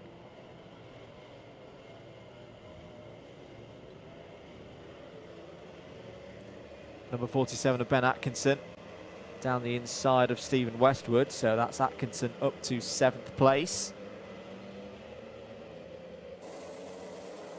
And Fraser Brunton, how impressive a performance is this so far today. The lead is now 1.8 seconds ahead of Oliver Flashman. Andrew Ward still there in 3rd. One of 3 C1 runners in this race. I think he's just trying to take things nice and calm and make sure that the kart gets to the end of the race here. Daz Teal there in 4th. Fighting for the top 5 position in the championship. As looking here at the battle between Salir and Westwood. Not too far behind is Dean Everest, currently leading in the C3 category. So we're starting to see some groups forming. The top 2 clear of this trio that are on your screen. As Barnard has a little tickle there of Daz Teal's rear bumper, and a little bit more pod-to-pod action again. Gives Andrew Ward a bit of a breathing space, and down the inside goes Barnard. I don't think Teal was too happy about that one. Barnard up to 4th place on the road. Battle going on between Westwood and Salir. So Westwood gets up to 7th place, and the change for the C3 leaders, Adam Harding. He's having a really good day so far in the 200. It's to the front of C3 yet again. There's Rob Langthorpe in the yellow and red helmet, who needs to make some progress. He's currently languishing down in 12th place, just ahead of the 198 there of Harry Nottage. He's got a very nice helmet design, may I say so. They're nice. Another nice red and white livery there. So Langthorpe trying to get his own bit of lean on, trying to work the tyres back with Salir and Everest here. And Jonah Barker not too far behind as well. Jonah Barker to the inside of Everest. That's good for 10th place. Fraser Brunton continuing to put good lap times in. Has done 55.293. There's a yellow flag out as... Oh, Officer Harding! Adam Harding makes an error. That's what the yellow flag was for, and has fallen all the way down to, I think, around 16th place.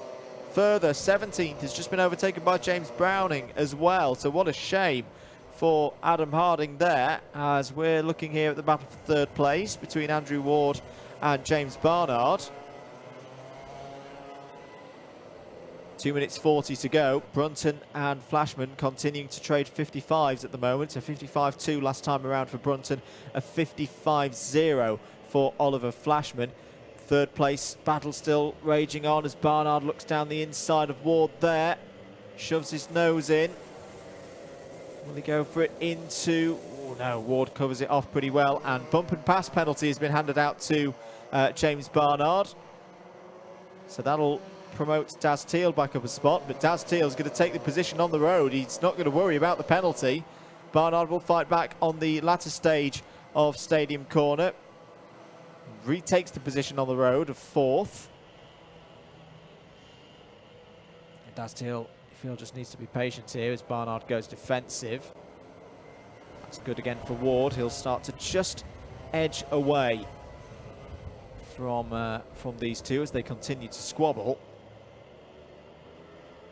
They are some 6 seconds, though, behind the two young drivers at the front of the field.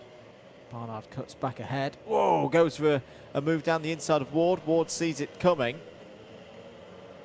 And again, doesn't want to get taken out in this race, wants to make sure that he gets to the end of it. And effectively doesn't lose a position with that move, because, as we say, James Barnard has a penalty to be applied post-race, which will be for a number of positions, judged to have done a bump and pass earlier in this race. Not quite sure on which driver it was. Well, it was either on Teal or Ward. Yeah, I guess it would have been for the move on Teal earlier on. Doesn't matter too much, it's still the same penalty, 4 places. Less than a minute to go then. Fraser Brunton looking to make it 2 out of 2 wins today. It is starting to get a little bit darker here at Rye House. The clouds have rolled back in, no more blue sky, but no precipitation coming out of them at the moment. Andrew Ward continuing to hold off Daz Teal here for what at the moment is the C1 battle. These are your 2 front runners in the C1 class. As Fraser Brunton bangs in another 54.835, and just as impressive as the 54.875 from Oliver Flashman.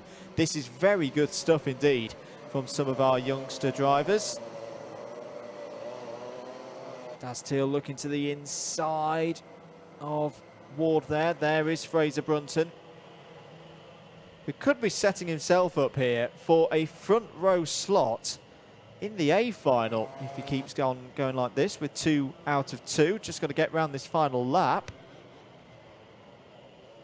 And with some of the drivers with less to play for in terms of championship, really enjoying the conditions today. This is going to be once again a very difficult A final in this lightweight competition to qualify for. But Fraser Brunton is going to come around the final corner and take his 2nd victory of the day. Very impressive from the 87, a win this time by 2.2 seconds over Oliver Flashman.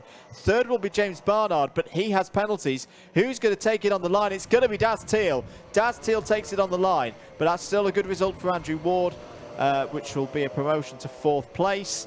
Ben Atkinson solid again there, 6th on the road. Stephen Westwood 7th, Jonah Barker 8th. 9th and a win in C3. Well done to Harry Nottage there in the 198. A top 10 as well to boot. Rob Langthorpe wraps out that top 10 ahead of Dean Everest, Roger Davis, Russell Cooper, Adam Harding, Eamon Salir, Rana Menon, James Browning and Garrett Berry. We're going to take another short break. We've got the last race of rotation number 2, heat number 8, coming right up.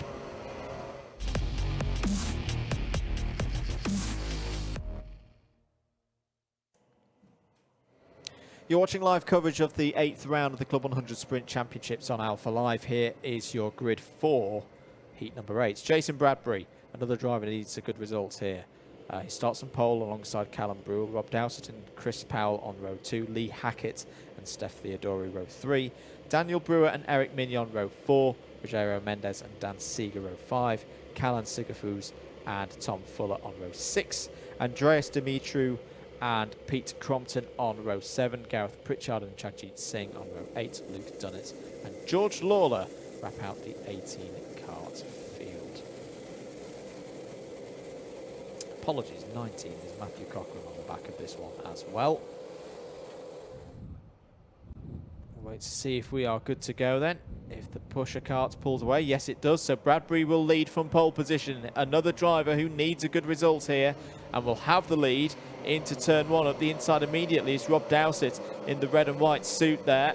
Takes 2nd place. Brewell fighting back though on the 2nd part of Stadium Corner. Has done so really well. Takes back 2nd place. Chris Powell there in the Gulf colour style helmet in the 171. Fighting for 4th. Up the inside of Dowsett. Dowsett gets good run off of hairpin number 1. Dan Brewer's looking for an overtake as well. Nothing doing there as they come through hairpin number 2, but another clean start here in the lightweights. Into pylon corner and complex Nouvelle. See Eric Mignon in the middle of all of that as well in the 45. This is just the start that Jason Bradbury needed. He has experience of leading from the front. He's the winner of the last 2 B finals in this competition. and had that error in race number 1 where he lost drive from the engine momentarily. Cost him a good few positions. Similar to Andrew Ward in the last race, he needs to have a strong run in this one. Down the inside for second place, there goes Chris Powell, the former Premier Sprints champion. Rule's not giving this one up though. Eventually slots into third place. Dan Brewer just behind Rob Dowsett. So Rob had a penalty in his first race, so another one who's needing a clean run through the next 5 and a bit minutes. Andreas Dimitri, unfortunately, has had a problem on lap number 1, has fallen to the bottom of the order. And we saw that in race number 1 as well. So Bradbury leads by a second ahead of Chris Powell. Callum Brule third, leading in C2, as I think that was Rogério Mendes having a look down the inside of Callan Sigafus. That will have been for 11th place through Stadium Corner.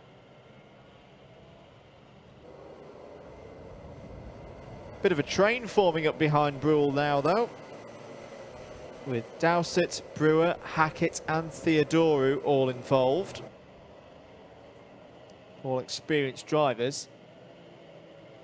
I don't think there's many more drivers with more experience than Chris Powell, and he is closing in on Jason Bradbury. Good move there by Rob Dowsett down the inside, gets third place back off of Callum Brule, and in fact changed for the lead. Just like that, Chris Powell to the front of the order then here at Rye House. He leads by less than 0.2 of a second ahead of Jason Bradbury. Here comes Dan Brewer as well down the inside of Callum Brule, trying to get 4th place off the former Warwick and Cranfield University driver, and he has done just that. So Dan Brewer making progress in this race. Another driver who would hope to be in the A final later on today, but hasn't always been able to get there. We're now trying to make a move on Rob Dowsett. Rob Dowsett gets the better drive off of hairpin number 2. He's actually looking like they could close in Bradbury at the moment. Seeger has Brewer, sorry, has another look down the inside. Talking of Seeger, where is Dan Seeger? He's currently in 9th place. You just see him there in the 95 coming through the shots.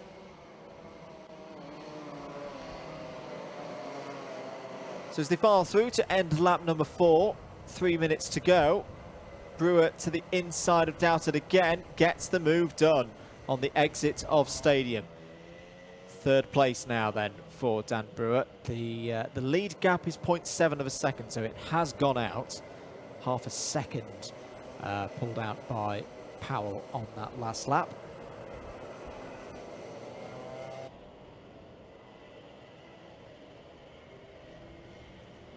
Everyone checking over the shoulders just to see where the rivals are. There's Dan Seeger. Has now got up to 7th place. He's ahead of Lee Hackett in the white helmet and Tom Fuller in the pink, black and white helmet just behind. It's a good battle going on there over 7th place. New fastest lap has just gone in from Dan Brewer actually now. I was about to say it was Chris Powell, but Dan Brewer goes even quicker with 55.764, closes in 3.5 tenths on Jason Bradbury on that last lap. Hackett has a look down the inside of Dan Seeger there. Stays in 8th place for now. Track limit warning for the number 90, which is Luke Dunnett. Oh, Seeger wide there through hairpin number 1. That could offer Lee Hackett the opportunity to get by. Can he do a bit of a switchback through hairpin number 2? And just looking outside my commentary box window, they're still side by side as they go down into pylon corner, but Seeger will hold on. Here's the battle for second place. Jason Bradbury has been closed in on now by Dan Brewer, who's got time on his side to make this move for second place. Down the pit straight past pit exit. Brewer has the inside line and has the position. Really nicely done there from Dan Brewer. Nice and calm. And if you can get a couple of laps together here, could challenge Chris Powell towards the end of this race. There's only 60 seconds of it to go. but there'll be at least this lap plus one more.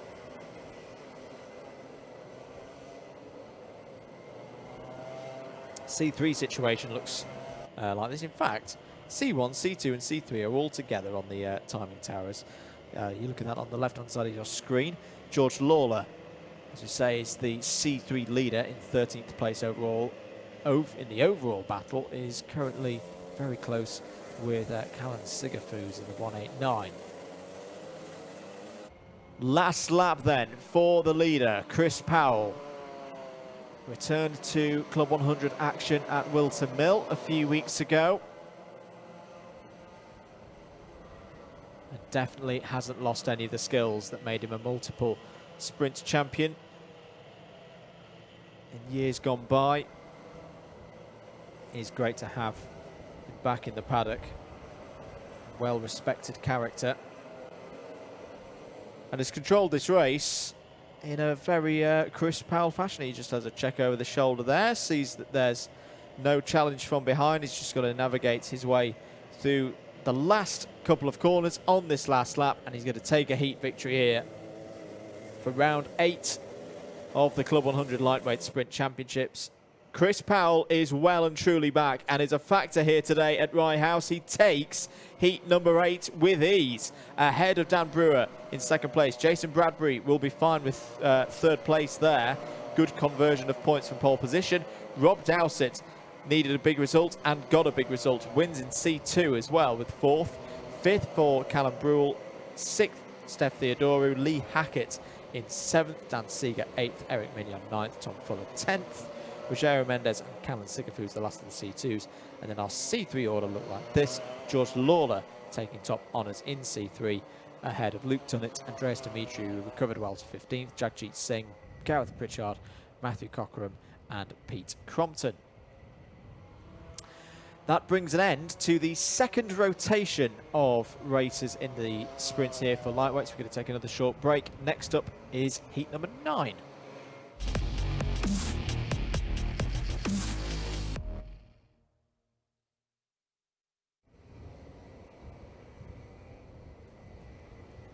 Heat number 9 grid looks like this. This is the last heat for all of these drivers. Owen Genman and Dan Truman on the front row. James Barnard, Rhiannon Percox, row 2.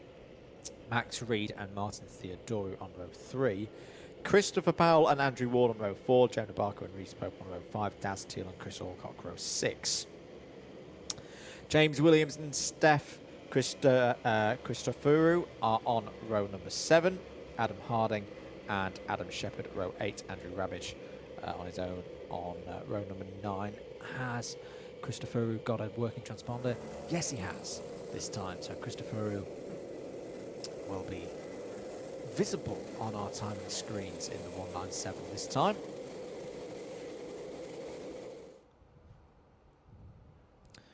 Waiting for the pace carts to pull off then. 2 drivers right. There he goes, and we're ready for a start then here at Rye House. Last chance for all of these drivers to get good points ahead of the finals. Good start for Owen Genman. He will lead into Stadium Corner for the first time. Definitely drying Stadium Corner now. The number 41 of James Barnard hooks to the inside and uses that well. Has got P2 as a result of that. The number 10 of Dan Truman down to 3rd. Here comes Martin Theodoru down the inside. Oh, has a half spin there, collects it.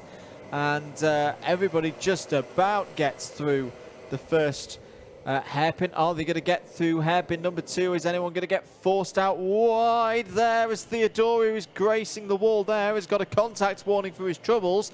Andrew Ward's trying to go around the outside. And in the end just forms in behind our C2 championship contender. Max Reed's getting involved alongside Chris Alcock there. As they all head into the last corner. Adam Harding, you can see, has had a good start, but Genman leads from Barnard. Truman in 3rd, but not for long as Rhiannon Percox cuts to the inside into Stadium Corner and takes 3rd place. Just about, nearly, has definitely got it now. Jonah Barker has a cone penalty from lap number 1 there, so Jonah Barker currently down in 12th place. Tricky to get through hairpin 1 in these conditions as Different drivers trying different lines now, as down the inside of Daz Teal goes the number 196 there. That is Jonah Barker, returning to Club 100 here today. He's now trying to go past Max Reed, and that is really good sprint racing from Jonah Barker. Firm and aggressive, got on the inside there of his rival, has got that position. 5 minutes to go. Genman leads by 1.6 seconds ahead of James Barnard, current leader in C2. Then a gaggle of C1s headed up by Percox, then Truman, Powell, Alcock and Ward. Martin Theodoru 8th. Adam Harding impressing again here in C3. Had that spin in his second race, but a good result here, and I reckon could be good for the B final here. Andrew Ward and Martin Theodoru, two drivers who've raced each other in this lightweights category for a good while now. As round the outside, look at this. That is a fantastic move by Adam Harding. Round the outside of Jonah Barker there, controlled that beautifully. Barker's going to try and fight back though. Harding just has a little glance across, sees him there, slots back into position. But Barker comes again down the inside into the last corner. Big curb on the inside that you want to avoid. Big curb on the outside as well, which is one of our track limit areas today here at Rye House. Contact warning for the number 32 of Andrew Ward and for the number 196 of Jonah Barker. Jonah Barker back down the inside of Adam Harding there, retakes 9th place. And Max Reed is not too far behind as well there in the 192, has a little think about it. Daz Teal is all of a sudden down in 12th place. Apologies, I missed that one. So this has not been a good race so far for Daz. Needs to find something and I think get up into, say, maybe the top 8.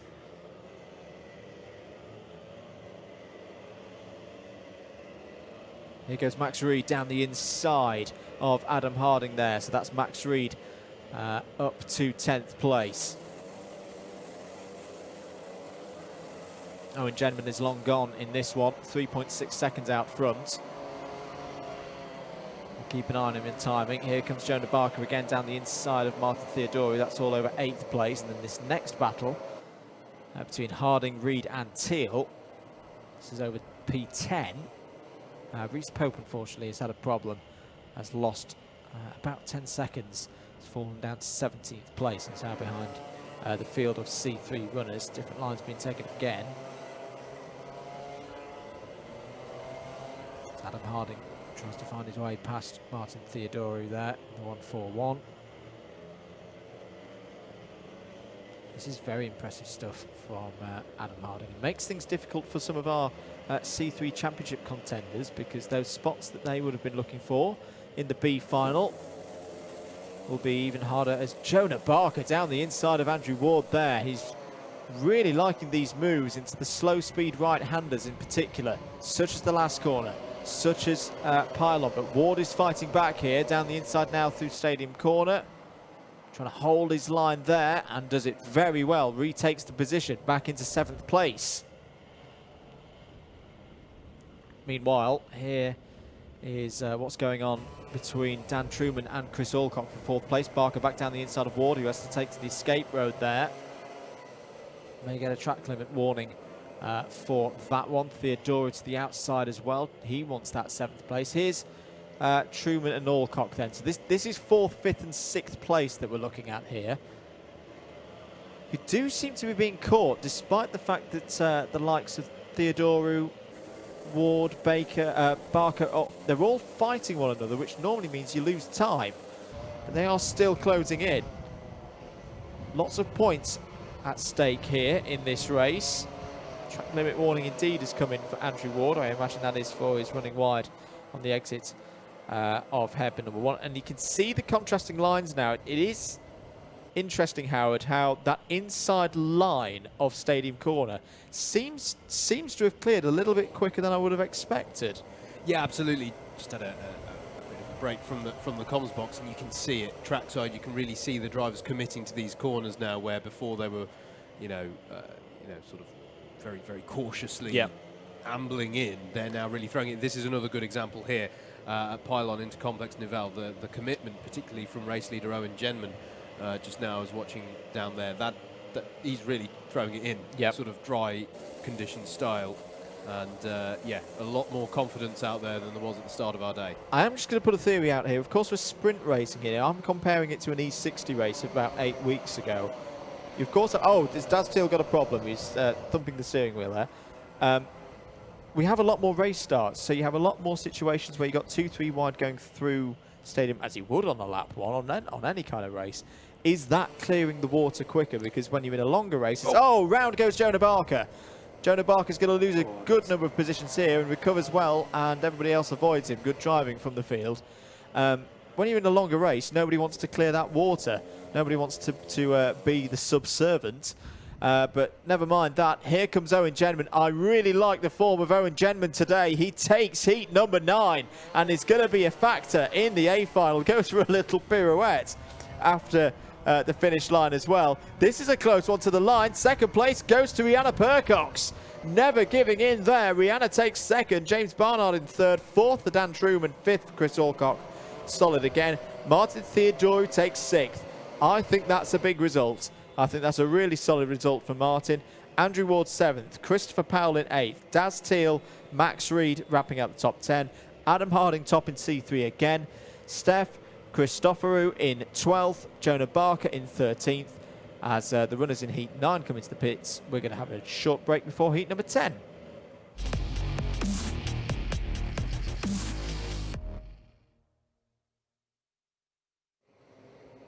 Let's take you through the grid then for heat number 10 of round 8 of the Lightweight Sprint Championships in Club 100 for 2020. Roger Davis will start this one on pole with Ashley White alongside Josh Adams and James Venning are row 2. Ben Atkinson and Oliver Flashman, who have already had some fantastic battles today, are on row number 3. Row 4 is Jason Bradbury and Matt Collier. Dan Brewer and Ned Douglas make up row 5. Lee Hackett and Ramidas Sakauskas are on row number 6. Row 7 is Matthew Cockeram and Russell Cooper. Andreas Dimitriou and Harry Nottage make up row 8. And then Greg Smith starts this one from the back in 17th place. And that's how they line up then for the 10th sprint heat. And here is what Andrew was talking about. More race starts, more situations like this to clear some water. And away we go for heat number 10. Leading the way, the number 43 of Roger Davis. Into stadium we go. How bold are they going to be in these conditions? No warm-up laps, of course, ahead of these sprints now. Not had that since the first rotation. And speaking of rotations, that is round for Roger Davis there. Coming out of stadium as they work their way through. It looks to me like Josh Adams has got to the 4 here with Ashley White in second place as they all go 2 wide, 3 wide into hairpin 1. Dan Brewer there checking so carefully to position his car and not deny anyone the space that they need as Flashman tries down the inside as someone's around there in the mid-pack as well. Driver's going to have to go either which way to avoid, and one driver has gone nose first. Is Greg Smith, unfortunately, starting from the back, so a compromised run for Greg Smith. Will call who it was who spun around at the end of this lap as they're 3 wide coming out of Complex Nouvelle. Managed to sort themselves out there, but it looks to me like it's Josh Adams who has got the advantage at the start of this one. Indeed it is, as a quick check over his shoulder, and he's got a little bit of gap in hand over Jason Bradbury. Dan Brewer in third, then it's Venning, Flashman, Nottage, Ben Atkinson, and it was Ashley White who was spinning around at hairpin 2, and then Greg Smith went into as Oliver Flashman gets taken by James Venning. And look at this, it all just bunched up there, and Atkinson is round, Ben Atkinson's round, he's tagged another couple. It's become a bit of tiddlywinks there coming out of stadium. Unfortunately, one bounces into another. I'm not sure that's how tiddlywinks works at all, but there we go. I think I was thinking of like bowls or something. Something completely... Curling, that's it. Not tiddlywinks at all. But it is unfortunate for those drivers there. It was Ben Atkinson involved, and we'll call the others at the end of this lap, unfortunately. But it's raining. It's raining. That might well be contributing to the sudden, deluge of mild spins, mild contact leading to spins here now. But it is Josh Adams who leads. Our lap time's actually going down. We got 56.7, 56.6, the fastest lap of the race from Harry Nottage just then. So yeah, they're still going a bit quicker. They were a little bit off. We were in the 54s earlier. So it was Lee Hackett was involved with that incident with Ben Atkinson. as was Andreas Dimitriou, I believe, who's fallen straight to the back as well. So as Oliver Flashman gets bad drive there off of hairpin 1, but manages to fight back into 2. This is against Harry Nottage, who, as I mentioned, had just set the fastest lap of the race. One of our Class 3 runners, highest place of our novice Class 3 runners. So good, doing well here is Harry, and he's just got by Oliver Flashman there for 5th place. It's James Venning ahead of us. Still Adams, Bradbury and Brewer, your top 3. C3 is getting more and more interesting through each of these heats. It's good to see some new names at the front of C3 that we haven't seen before, such as Harry Nottage, who's already got a C3 win today on the board. It's looking like he could make it 2. Absolutely, as behind Oliver Flashman is Raminas Sakauskas there in the 28. He was trying to put a move in stadium, but it's actually Flashman who's got the advantage here down the inside, trying on Harry Nottage. And Nottage is going to get great drive around the outside. It's still working well, that wet line, isn't it? A hairpin 1. As Sakauskas now has a look at Flashman into hairpin 2. Flashman can't go back round the outside to hold it even if he wanted to, because there's a Harry Nottage in the way, and that allows Sakauskas to take the spot. Nice little exchange there, and it's now Sakauskas up to 6th place. Yep, and Raminas needs this. With Greg Smith having a problem in this race, it's a big opportunity. Absolutely. For Sakauskas to pull some of those points back. C3 gap was the biggest in the lightweights at the start of the day, with some 20-odd points, compared to 4 points being the difference in C1 and 1 point being the difference in C2. Track limit warning for Josh Adams, our leader, and for Sakauskas. They'll not want to be getting too much more of that against their name, else they will be due a track limits penalty. We have seen several issued today. Adams wants to capitalise on this opportunity to take the win. Meanwhile, this battle over second is brewing, just bubbling up to the surface maybe, or something to look out for in a couple of minutes' time, between Bradbury there in the 59 and Dan Brewer in the 142. James Venning doing very well. I feel like Venning has been in so many battles today, and he's doing well here to get onto the back of these two and be a real factor in that second place battle. Then comes the next trio of Nottage, Sakauskas and Flashman. There is your leader. New fastest lap of the race at 55.788. So I know what you mean, mate. There is evidence that it is raining out there, but it's not so far having a dramatic detriment to the pace. It's that uncomfortable rain as a driver where you'll see it on your visor and you'll think, oh no. But it's not actually heavy enough to be making the track any worse than it actually is at this point. And the lap times are showing that. I'll tell you what else I'm loving so far today. It is just how good are the young drivers today. Yeah. I don't know whether it's one of those things of like it's wet conditions, it's a tricky circuit. It's down the inside of Jason Bradbury goes Dan Brewer. Lovely judgment there. Whether it's young drivers, no self-preservation perhaps. But you know, Josh Adams, another example here. We've seen it from Fraser Brunton already today. They really are taking it to the more experienced drivers side by side between Brewer and Bradbury. Brewer has the advantage into Stadium Corner, and James Venning is not too far behind as well. I would imagine Bradbury will pull away. Yeah, Venning doing what it's so easy to do in Stadium there, as he kicks up a bit of water there. Bradbury is having to go to the inside, half in attack, half in defence there, and he'll hold on to it because I don't think Venning will get good enough drive off of there. But will he try into hairpin 2? He will try into hairpin 2. He'll scrub out wide, and Bradbury will try and get the switch back. How's the wet versus the dry line comparing at the moment? Well, Bradbury was able to retain the position ultimately. So it is coming in. You feel like Venning's been watching Brewer and going, I reckon I can do that move into Complex Nouvelle. But this battling has brought Harry Nottage onto the back of them, and Raminas Sakauskas is in there too. So indirectly, this is bad news if you're Greg Smith, bizarrely, with the Class 3. Rain has stopped. Rain has stopped, according to our sources, as here we go. 3 drivers trying to fight over one piece of road through Stadium, all with different lines. Who's going to come out best in this one? It's going to be Nottage. That is brilliant. Doing the cutback. The late apex in these conditions does tend to work pretty well, as here comes the 163. It's Venning trying to get back at Sakauskas, but it's allowed Flashman to get involved. There's your race leader on his last lap, and he's just got to come round through this final sector now, as Andrew says. Josh Adams, one of our younger drivers here, really showing an impressive form.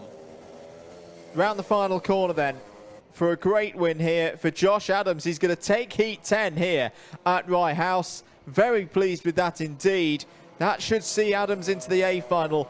More good points for Dan Brewer there in second. Jason Bradbury, I think, that's going to be close as to whether he's in the A final this week or not. Harry Nottage is fourth. A brilliant result and a win in C3. Oliver Flashman, more good points for him in fifth. James Vennings, sixth. Ramanas Sakauskas does take advantage of the situation. Finishes P7. Ned Douglas, Roger Davis and Lee Hackett wrap out the top 10. Ben Atkinson, Ashley White, Matthew Cockerham, Russell Cooper, Greg Smith in the top 15. And then it'll be Matthew Collier. There he is in the number 72. Last of those finishing. Andreas Dimitri was a retirement. That was Heat 10. Heading out on circuit now is the penultimate heat, Heat number 11.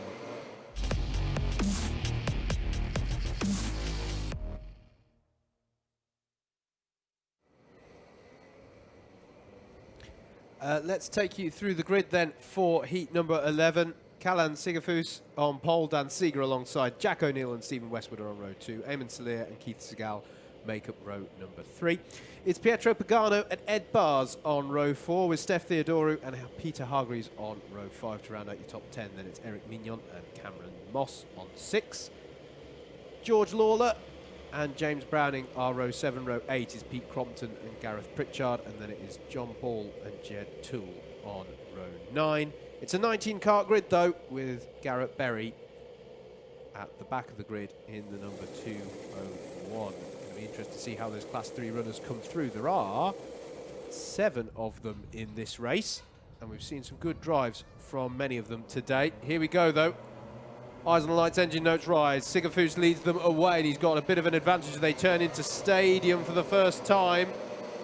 You see Jack O'Neill trying to make progress early on as they all work their way through. The usual contretemps going on in the mid-pack as they all stream their way through onto the back straight, heading towards hairpin 1. It's still Sigafus in the lead with Seeger behind. Very wide line there from Stephen Westwood, but he's going to get good drive off the corner, but I don't think he can do much with it on the rear of Jack O'Neill. Coming out of hairpin 2 now on the back straight. Seeger to the head of the field, in fact, isn't it? He's past Sigafus now, so Seeger up into the lead. And Sigafus off to driver's right. Great drive off the corner from Jack O'Neill, though. He's going to try and go effectively around the outside of paddock, and he's got the job done by the time they're turning in. Nice move there from Jack O'Neill. So at the end of the lap number 1, it's going to be Dan Seeger in the lead. Jack O'Neill in second. Sigafus in third. Stephen Westwood, Pietro Pagano, Ed Bars, Theodoru Salir, Segal and Cameron Moss rounds out your top 10. That's Eric Mignon battling away we just saw there. There's Steph Theodoru going wheel to wheel with Ed Bars. But I think Ed Bars has been able to retain that position. That'll be 6th place. As now Pietro Pagano down the inside of Westwood. Oh, and that's something's happened there to Callan Sigafus. So Sigafus dropping down the order there. There's Steph Theodoru trying to judge a move without tagging the rear of Ed Bars.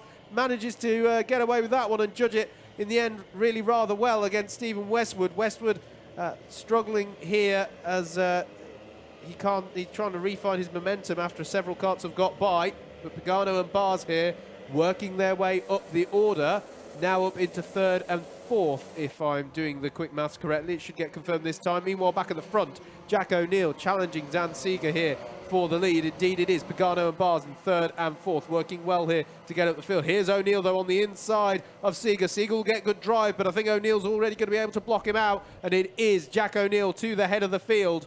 Nice move there from the Titan Motorsport driver.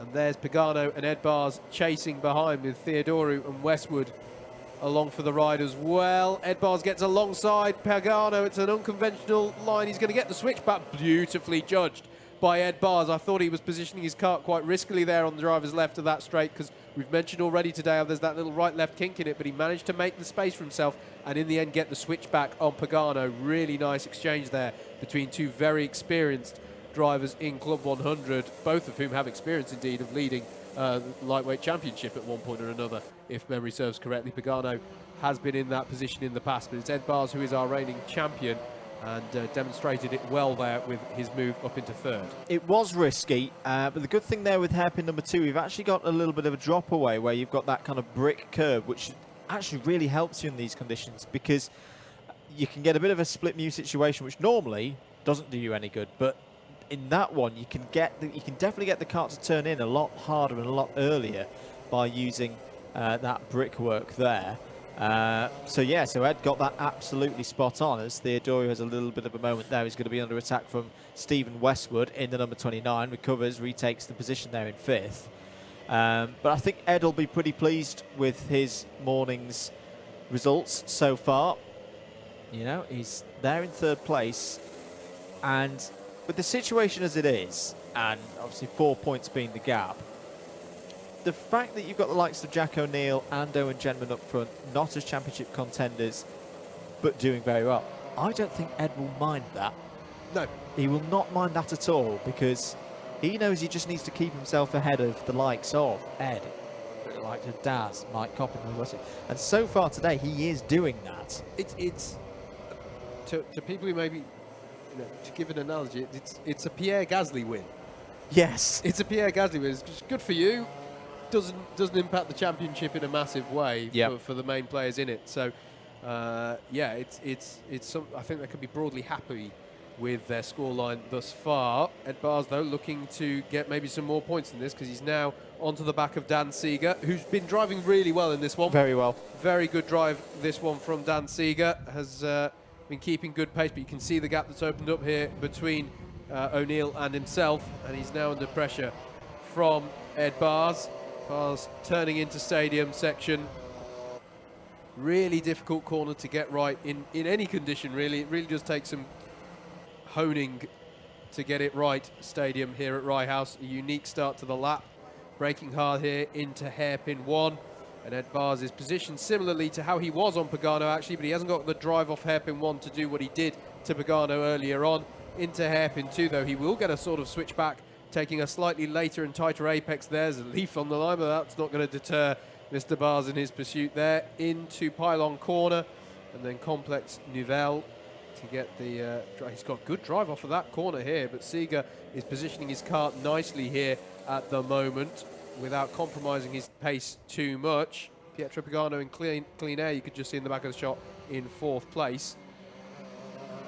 For those perhaps joining us who are wondering, oh, well, why isn't Jack O'Neill a factor in this championship? He's performed really well today. He's not been at every single round, as Bars challenges Seeger there and may get the run. No, Seeger fights back really well on the inside out of stadium. Jack's not been at every single round. He's not been able to attend 4 of the rounds even up to this point so far. So even though we've got a drop score system, which allows people to be flexible with the schedules, it's round the outside. Is Ed Bars going to make that move work round the outside? Yes, he is. Because he's Ed Bars and he pulls off things like that. That's ridiculous. And that could be the kind of move that that makes him champion in this series again. Jack's already used up his drop scores and more. Yeah. So, you know, he's going to have 0-0-0s on some of his scores at the end of the season, which is going to be too much to overhaul. But saying that, the last round that he was at Lid, which we didn't stream, but we did cover and review in the DDMM podcast, he won. He won that round. He won round 6. So he's definitely got the form to do it. We're on the last lap now, and Jack O'Neill just heading into hairpin 2. I can see out the window, Andrew. We're looking here at... we cut to him, and rightly so. But this is pretty much, I think, as good as Ed could have hoped for through the heats. He's kept himself at the front. I don't think he's going to have the front row. He may not even have the second row.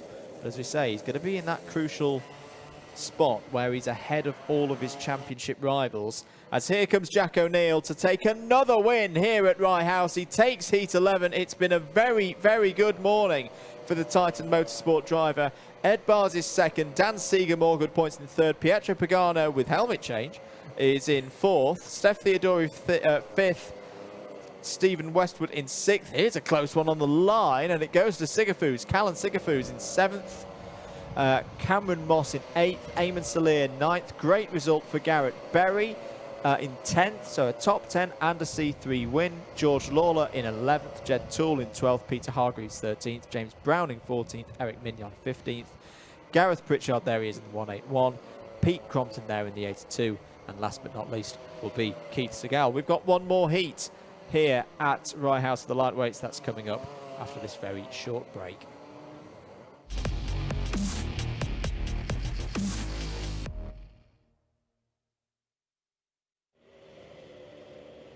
Let's give you the grid then for our final lightweight sprint heat of the day before we get into the all-important finals. Rob Langthorpe on pole with Peter Knight alongside Tom Fuller and Rogerio Mendes on row 2. Row 3 is Rob Dowsett and former champion Chris Powell. Callum Brewell and Dan Healy start on row 4 with Mike Coppin on row 5. It will be a vacant spot there in the 10th spot on the grid. Alistair Irvine and Fraser Brunton make up row number 6. Row 7 is going to be Rana Menon and Tommy Welsh. Row 8, Thomas Holt and Jamie Mead. Luke Dunnett and Jagjit Singh make up row 9, and it's a 19-cart grid because Dean Everest lines up at the back in the 170 cart. Been a really interesting day to see some of our class 3 runners coming through the field in this one. As you said earlier, mate, interesting to see how it's been developing, so that is going to be a factor to watch.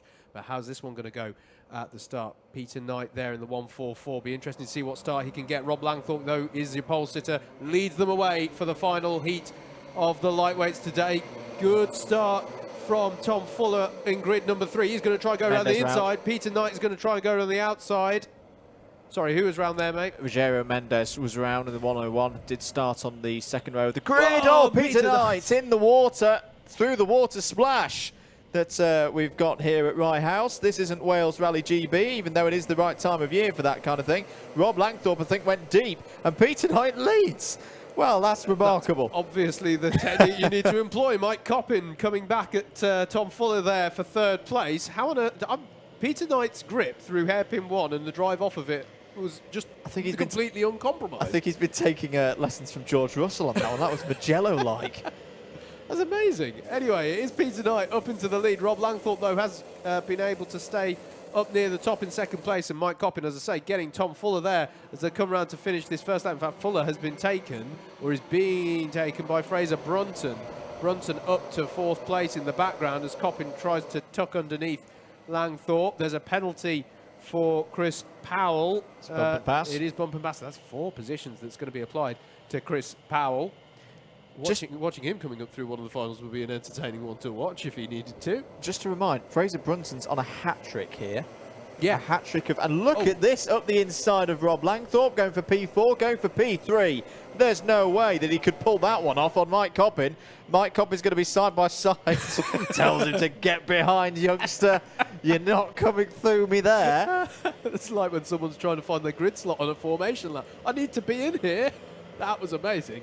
But Coppin able to just hold off Brunton. To be fair, Coppin did clearly have the corner next time there. Peter Knight in the lead, though, and the fastest lap of the race, 55.9 he's just set. Now Mike Coppin leads the charge, or does he? No. Brunton down the inside of the stadium. He gets over the curb, which is going to be oh so slippery in these conditions, but manages to drift it round for 2nd place. Lovely move there from Fraser Brunton. This is fantastic stuff from the young driver. Mike Coppin, so bold on them. You can see the confidence that they've got on the brakes now that they didn't have earlier, as Tom Fuller battles away here with Dan Healy, and Alistair Irvine and Callum Brewell are trying to get involved as well. And there is Healy through on Fuller and up into what will be 6th place, and Callum Brewell is past Irvine as well in the background as they go into hairpin 2. Brilliant stuff here. There's Chris Powell ahead of Dan Healy, but remember, he's going to be docked 4 positions from wherever he finishes on the road there in the 171.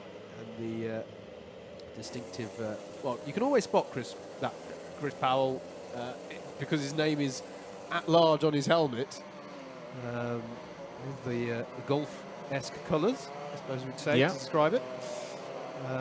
And worthy of the golf colours as well. Yes, yes.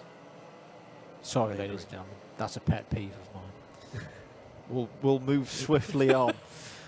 Check out the podcast, is all I can say on that rant. This then the battle, Rob Langthorpe in 4th place ahead of a driver we haven't really mentioned so far this race, Rob Dowsett running there in 5th place. And Chris Powell's going to try and go down the inside. And he's going to make that stick unless Dowsett can find particularly good drive around the outside. He does find particularly good drive around the outside and is able to hold on to it, Mike Coppin style. That just brings Dan Healy back into this one as well, who dropped off the pack. And he had a little bit of an error through hairpin number 1. 3.5 minutes of this one to go. This race feels tense on the basis that there's a lot of drivers in this race that need good results, whether it be for getting into an A final or championship or whatever it may be. There's a lot riding on this one. Yep. Peter Knight, though, continues to wow. 54.974 as side-by-side go Powell and Healy. Healy very keen to get through here. He just didn't quite hit that sweet spot of tucking underneath Powell. He just needed to be that little bit further alongside there. It's getting that overspeed so that the driver that you're overtaking knows, yeah, I'm not going to be able to hold this as we go through the left-hand kink, and forms in behind. Rob Langthorpe doing a great job, though, here, defending from Rob Dowsett. And Powell and Healy. This is all over 4th places. Oh, that's an interesting spot to have a go, Rob. Oh, and it's a cone. He's hit the cone there. I think that's going to be a penalty, as Callum Brule was down the inside of Tom Fuller, who's got the move done. Fastest lap from Brunton. Responds 54.761, and with 2 and a bit minutes to go, the gap is under 2 seconds. Healy still trying to find his way past Chris Powell. Dowsett still trying to find his way past Langthorpe. Contacts warning for the 170, which is Dean Everest. Oh, and a late move to the inside by Chris Powell, scribbling for it. Is he going to get the double overtake? Yes, he is. He is going to get the double overtake, so long as he can just get good enough drive against Dowsett. No, Dowsett's going to be on the outside, but Powell will have the inside of the next corner. And we've seen good drive this race, but no, Dowsett is going to be able to get that position back. I thought that was going to be a double overtake, and Powell making the move to the inside extremely late there in what is a not too grippy braking zone. So extreme confidence there from Powell on the brakes. What is quite an interesting tactic here is with less than 90 seconds to go from Dan Healy. I would just stick on Chris Powell's rear bumper. You know Powell's going to go for it because he's got a penalty and he needs to get as far up the order as possible. He's going to be like Moses parting the Red Sea, and he's going to give you those opportunities to get through. Saying that, though, he's going to try and get past Powell himself. He's not listening to me at all, Howard. And that was a carbon copy of the attempt he had a couple of laps ago, and unfortunately for Healy, it went the same way, i.e. it stayed as they were once they were out of stadium. So, yeah, he's not waiting for Powell to clear the way. On Dowsett. Dowsett goes wide, and that's going to allow Powell through, and Healy's going to want the opportunity as well, but he's going to have to slot in behind Dowsett. Dowsett, though, Powell can't ignore him. He is still there alongside, but Powell is going to hold on to it and get himself up into 4th place, as our race leader is surely coming on to start the last lap. Indeed, he is. Peter Knight, we've barely seen him, and that's a testament to his dominance in this heat. He is being closed in on, though, by Fraser Brunton. The gap is down to less than 1.3 seconds. It's going to be a big gap to pull in on the last lap, but you never know. Healy's still trying to get past Rob Dowsett here, trying to go to the inside. And no, see, he loses it just there once he gets to about 10 o'clock round Stadium Corner. And you need to be having that ultra late apex to get the drive towards hairpin number 1. Well, a little bit of desperation from Healy here, especially considering that he didn't have a good first heat, but down the inside there, that's going to get it done, and that will be 5th place, or will it? Because Dowsett's going to fight back again. He's been very strong out of hairpin number 2, but also very strong today. Yet again, Peter Knight shows how it's done. Yet again, Fraser Brunton has a first, and a second. That may be pole position. We'll wait and see. Mike Coppin in a strong 3rd, top C1. Good results. Christopher Powell, 4th. And no, unless his transponder's dropped off. Dan Healy did get 5th. Rob Dowsett 6th. Rob Langthorpe 7th. Callum Brule in 8th. Alistair Irvin in 9th. That's not the best of results for Alistair. I think he's going to have lost the championship lead in C2 with that. 10th place to Tom Fuller.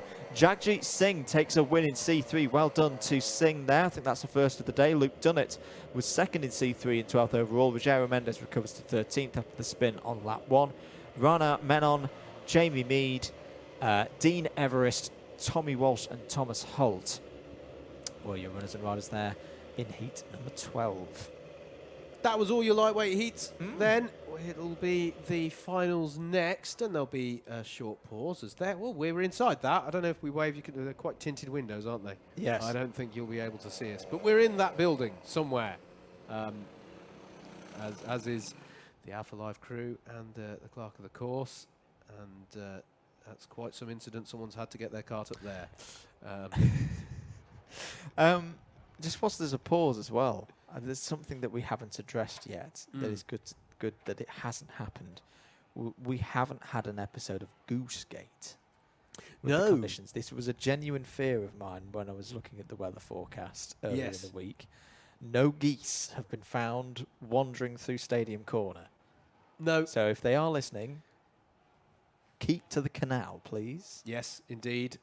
And there is a canal that runs alongside the circuit here. And yes, the wildlife. We'd like you to stay away from the track, please. Anyway, shall we have a little look at a Club 100 powered series? Let's do that.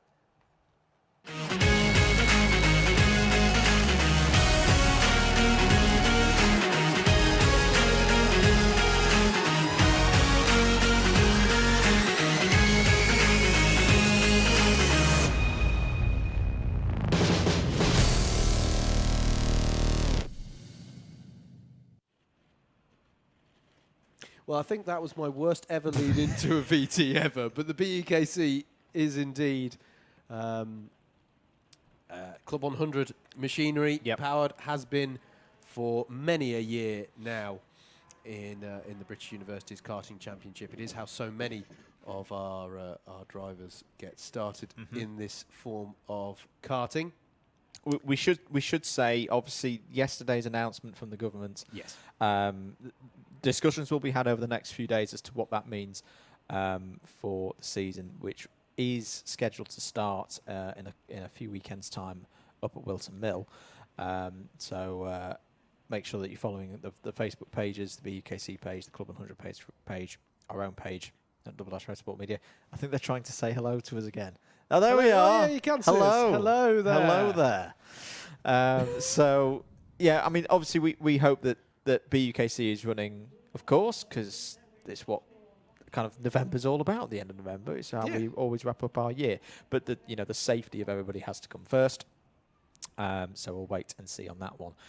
What I thought we could talk, though, about, whilst we've got this interlude before the C final, calendar next year, 2021. Yes. Where hopefully all of this COVID-ness will be a thing of the past.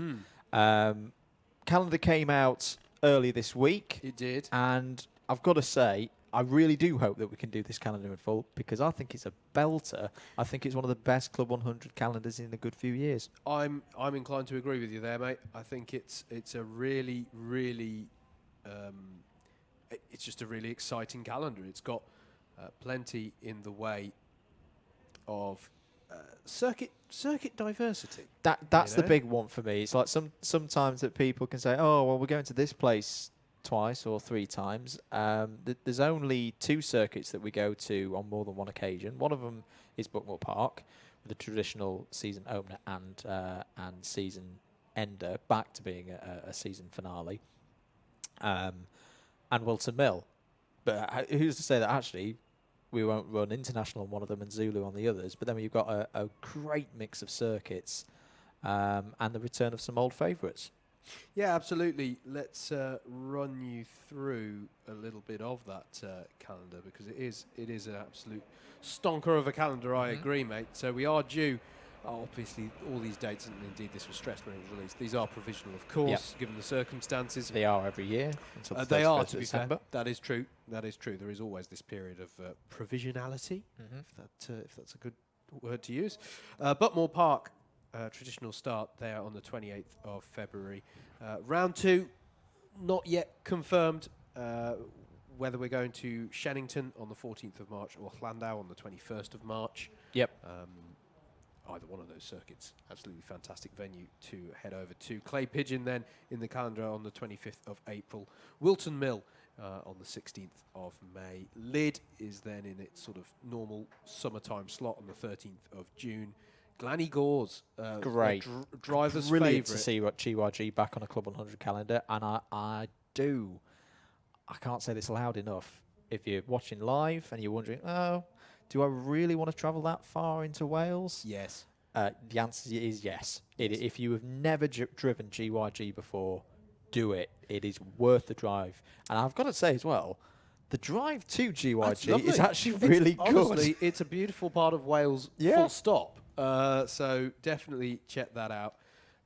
Ella Park then on the 1st of August.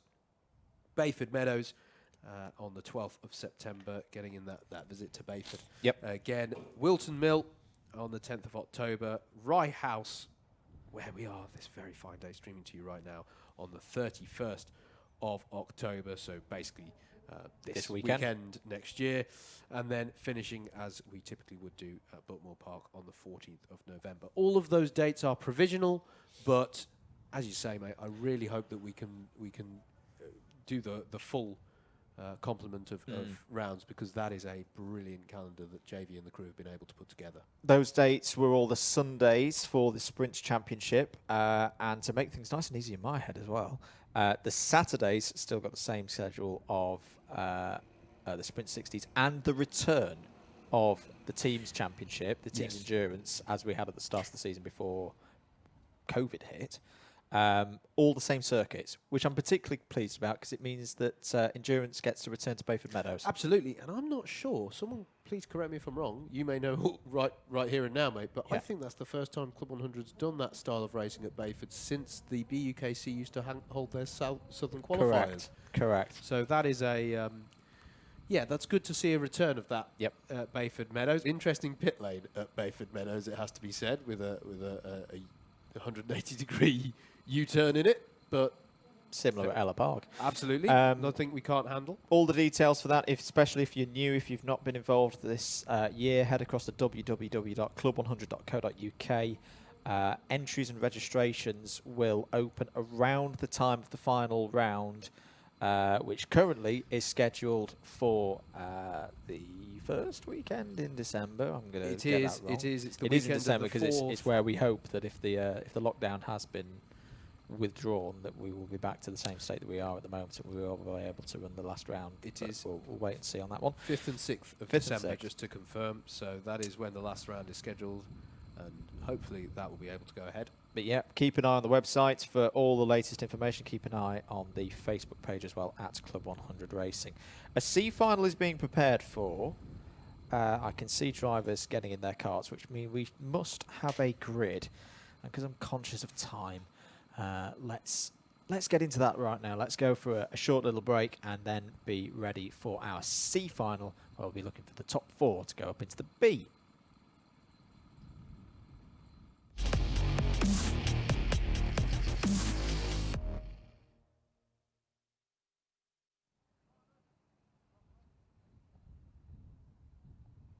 Let's go for it then. Let's have a little look at the grid then for this C final. This is all about qualifying through and into the B.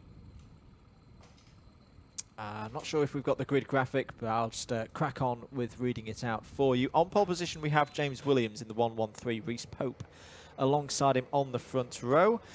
Cameron Moss and George Lawler are on row 2. If the race is the most dull race that you've ever seen in your life, those top 4 will go through. It won't be like that. Garrett Berry and Dean Everest are next up on row 3. Jagjit Singh and Keith Segal are on row 4. Eamon Salir and Andrew Rabbage are on row number 5. Here is your grid graphic, so that's your top 6. And then going on to row 6, you've got Russell Cooper and Luke Dunnett. Drivers with a lot of work to do if they're going to race through. Starting on row 7, C3 points leader Greg Smith and Jamie Mead. Matthew Cockram and Adam Shepherd, are on row 8. Rana Menon and Gareth Pritchard are on row 9. Peter Hargreaves and Tommy Welsh, row 10. James Browning and Andreas Dimitriou on row 11. Pete Crompton and Thomas Holt on row 12. John Ball is on his own on the back row. Steve Brown, a non-attendee here today. So, C final, top 4, go through to the B final. Start that B final from the back of the grid. And these tricky conditions, who is going to come out on top in this one? The pace kart pulls away. Williams will lead us off the front row. Away we go then here for the C final in lightweights at Rye House for 2020 Club 100 Sprints. Are they all going to get through Stadium Corner? It's looking pretty clean so far, which is very good to see. And looks like Williams and Pope have held their top 2 positions as they head into hairpin 1.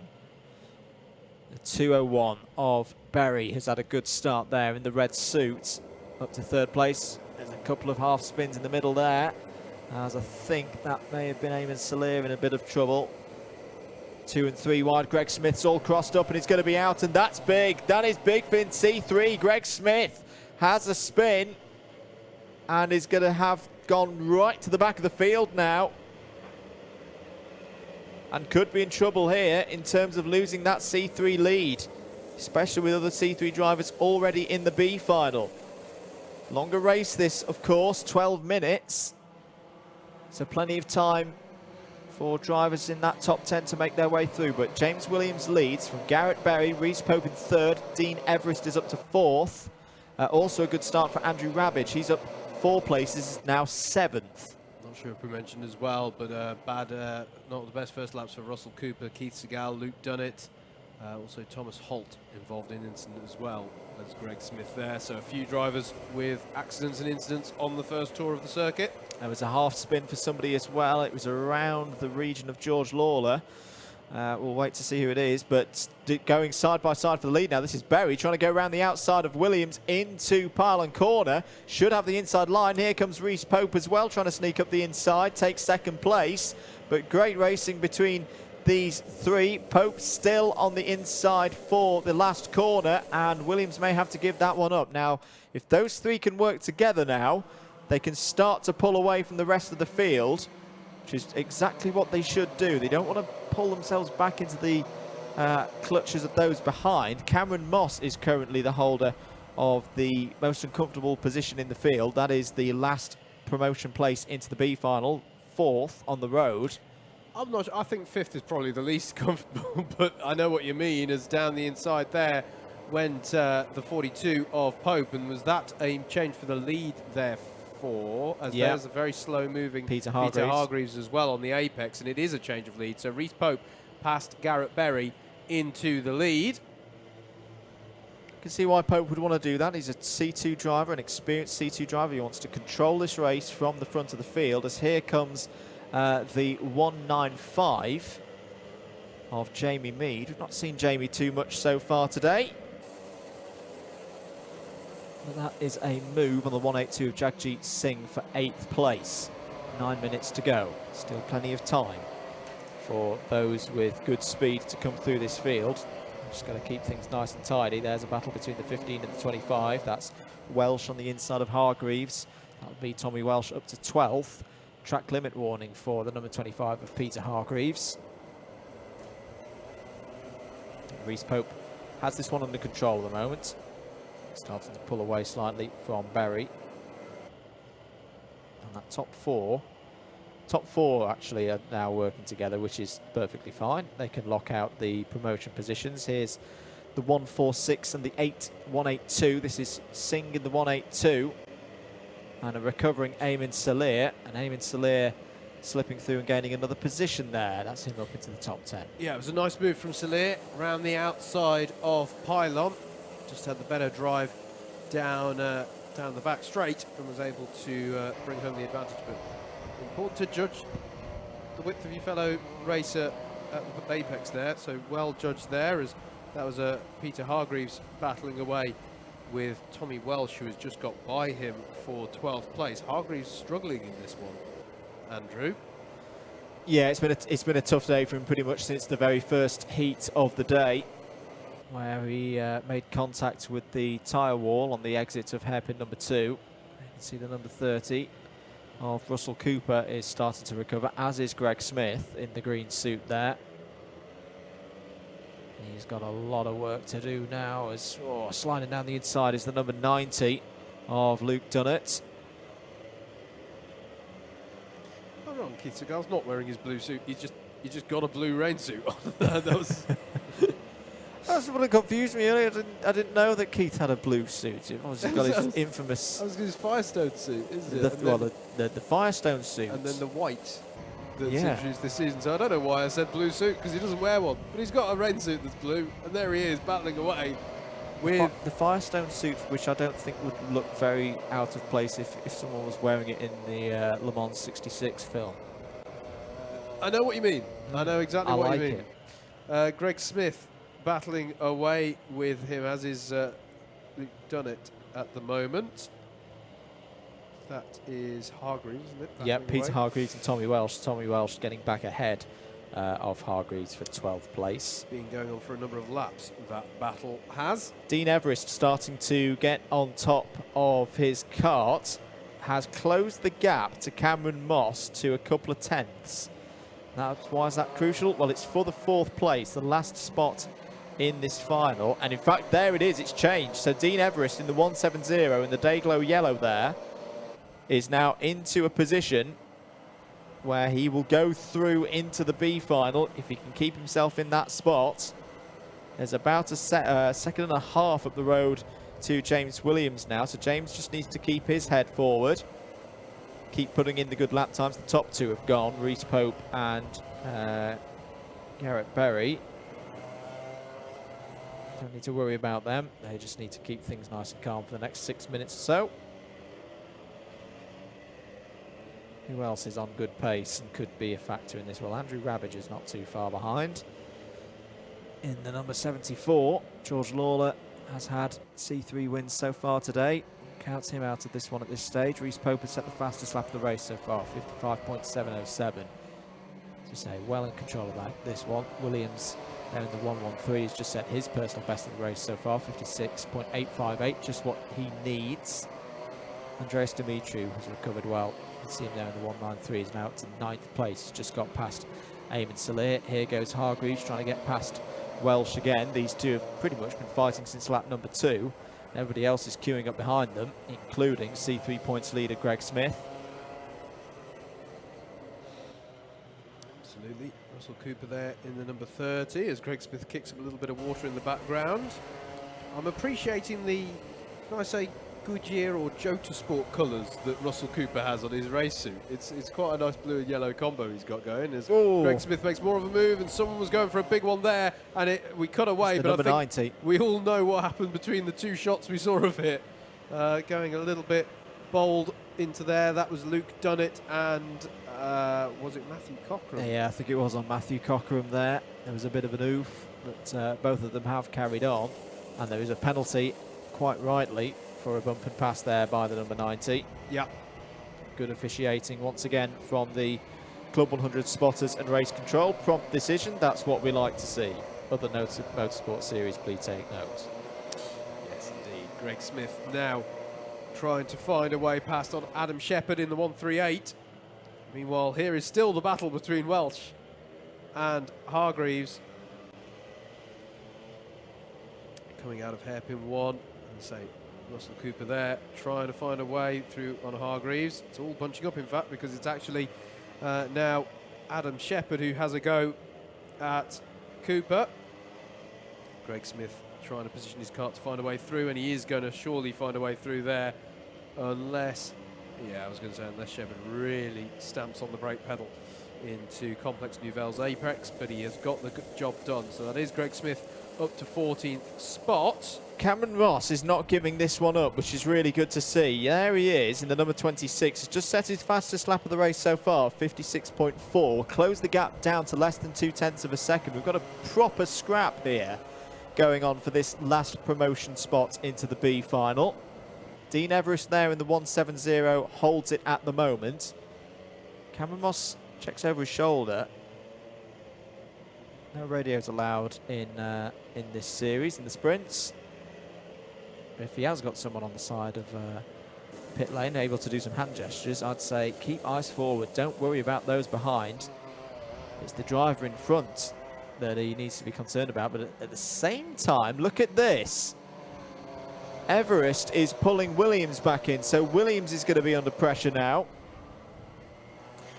This is the thing, it's just from experience, that last promotion spot is obviously you want it because it's a promotion spot, but at the same time, especially if you're in Williams' situation here, if he's to drop into 4th now, the nerves and the pressure would really start to mount because you'd feel like, oh no, I'm going backwards here.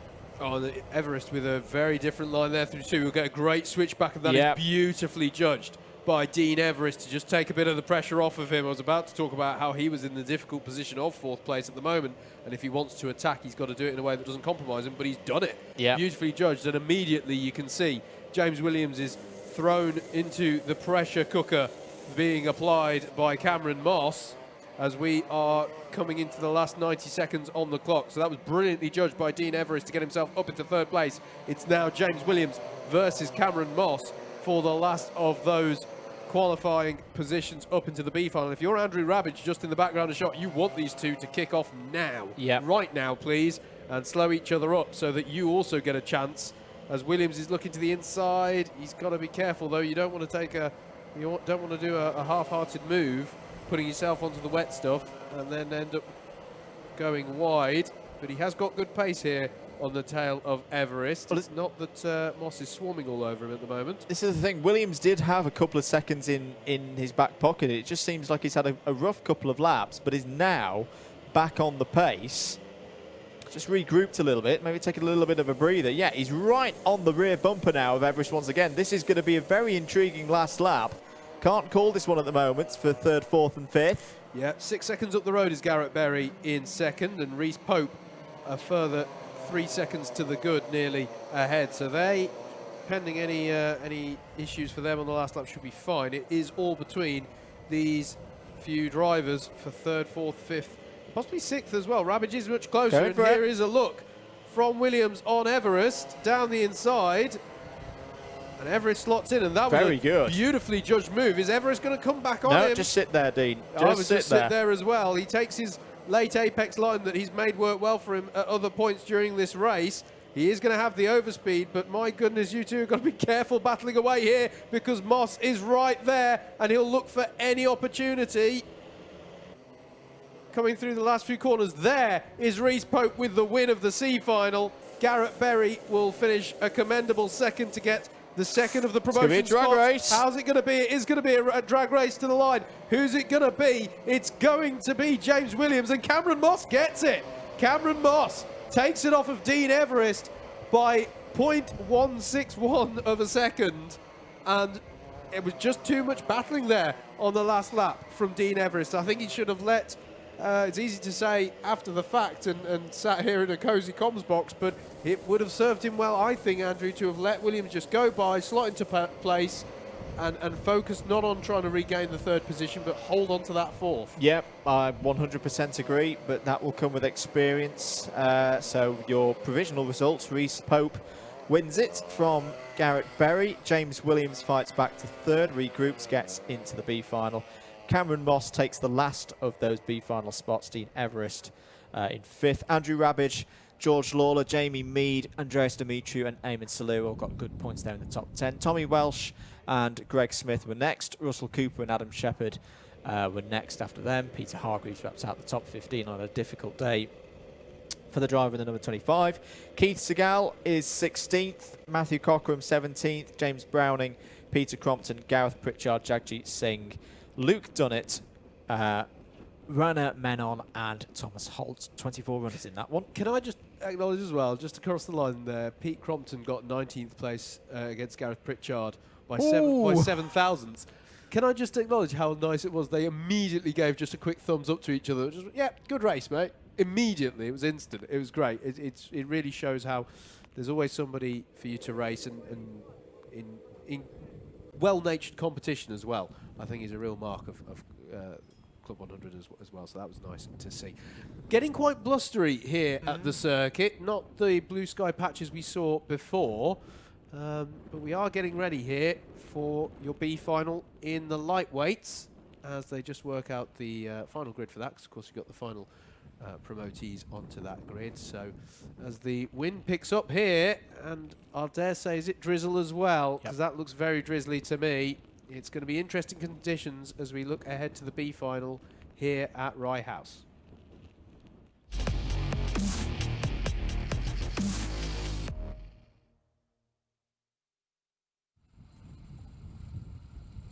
B final time then for our lightweights at Rye House. You're watching live coverage of the 8th round of the Club 100 Sprint Championships 2020.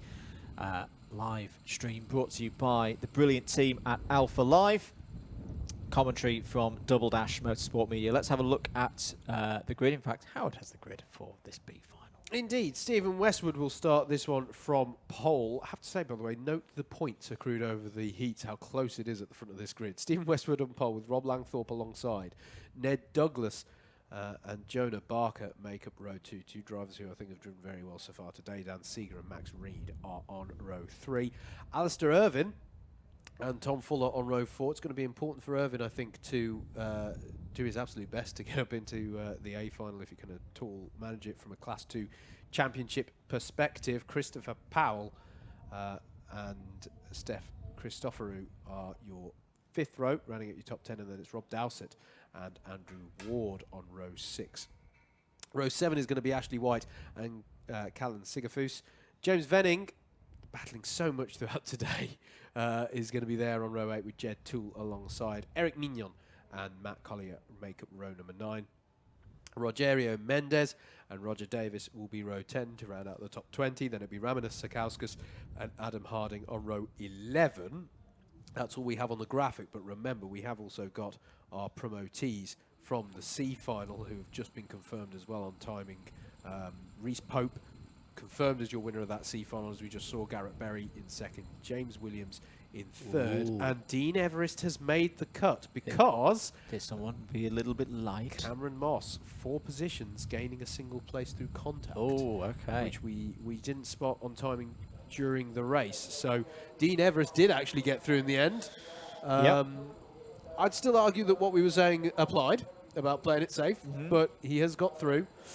So that rounds out your 26 karts on the grid for your B final, and only 2 spots available. There is the rain coming down. It's coming sideways. It is coming sideways indeed. Only 2 spots get you up into the A final, mate. There are more drivers on this grid than 2 who I think would expect on average to get up into that A final. This is going to be a lot of fun, this one, and we've seen B finals in the lightweights be very good here in at Rye in the past. I think back to a couple of years ago, we had one of the, I want to say was won by David Longman. That was one of my races of the year.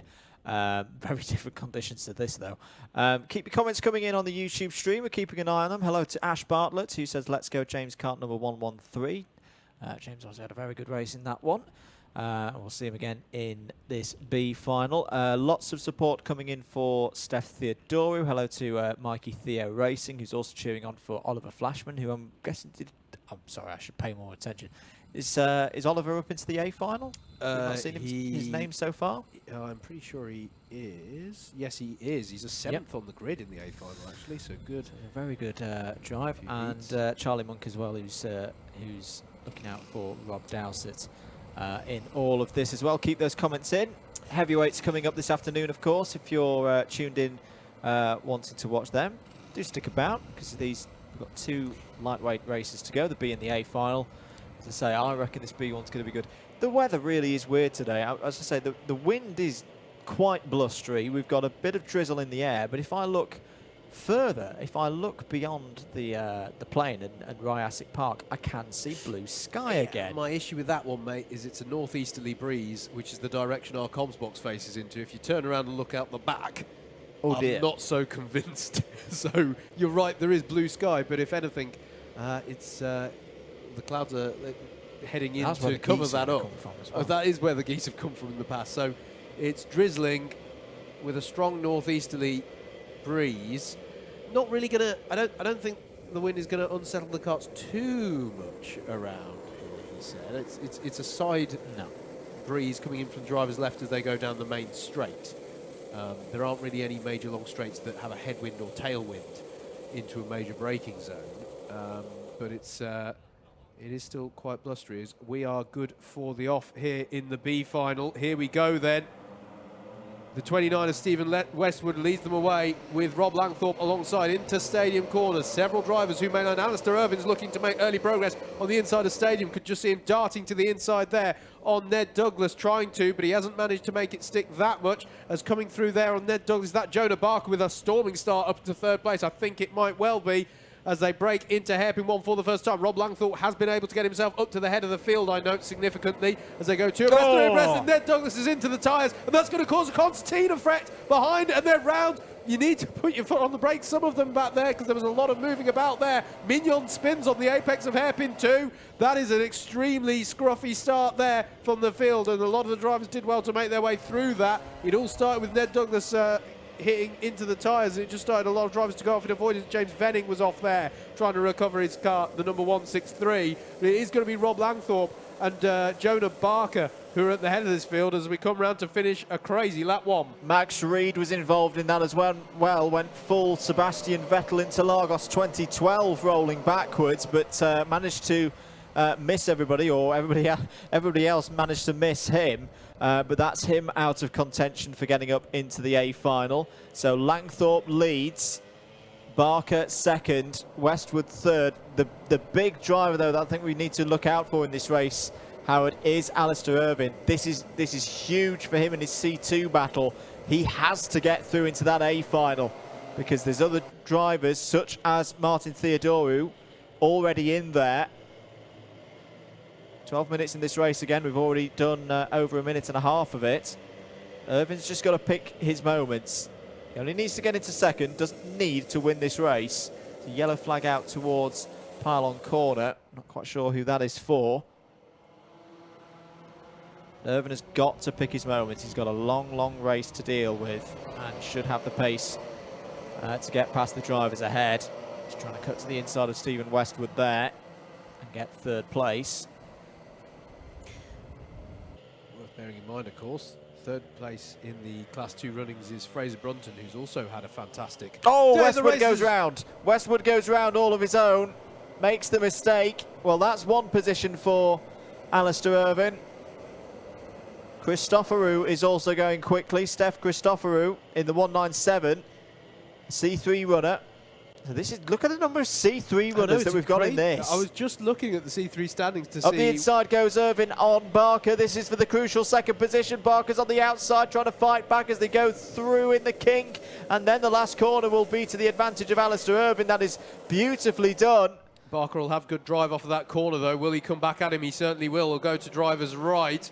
I almost thought he was going to go down the pit lane earlier on. He was so far out wide out of Complex Duval and gets down the inside. Alistair Irvine tries to tuck back under, but Barker is wise to it and closes it off. And Jonah Barker will know the significance of this position. He is not going to give this one up easily. And Irvine in an extremely difficult position here in many respects.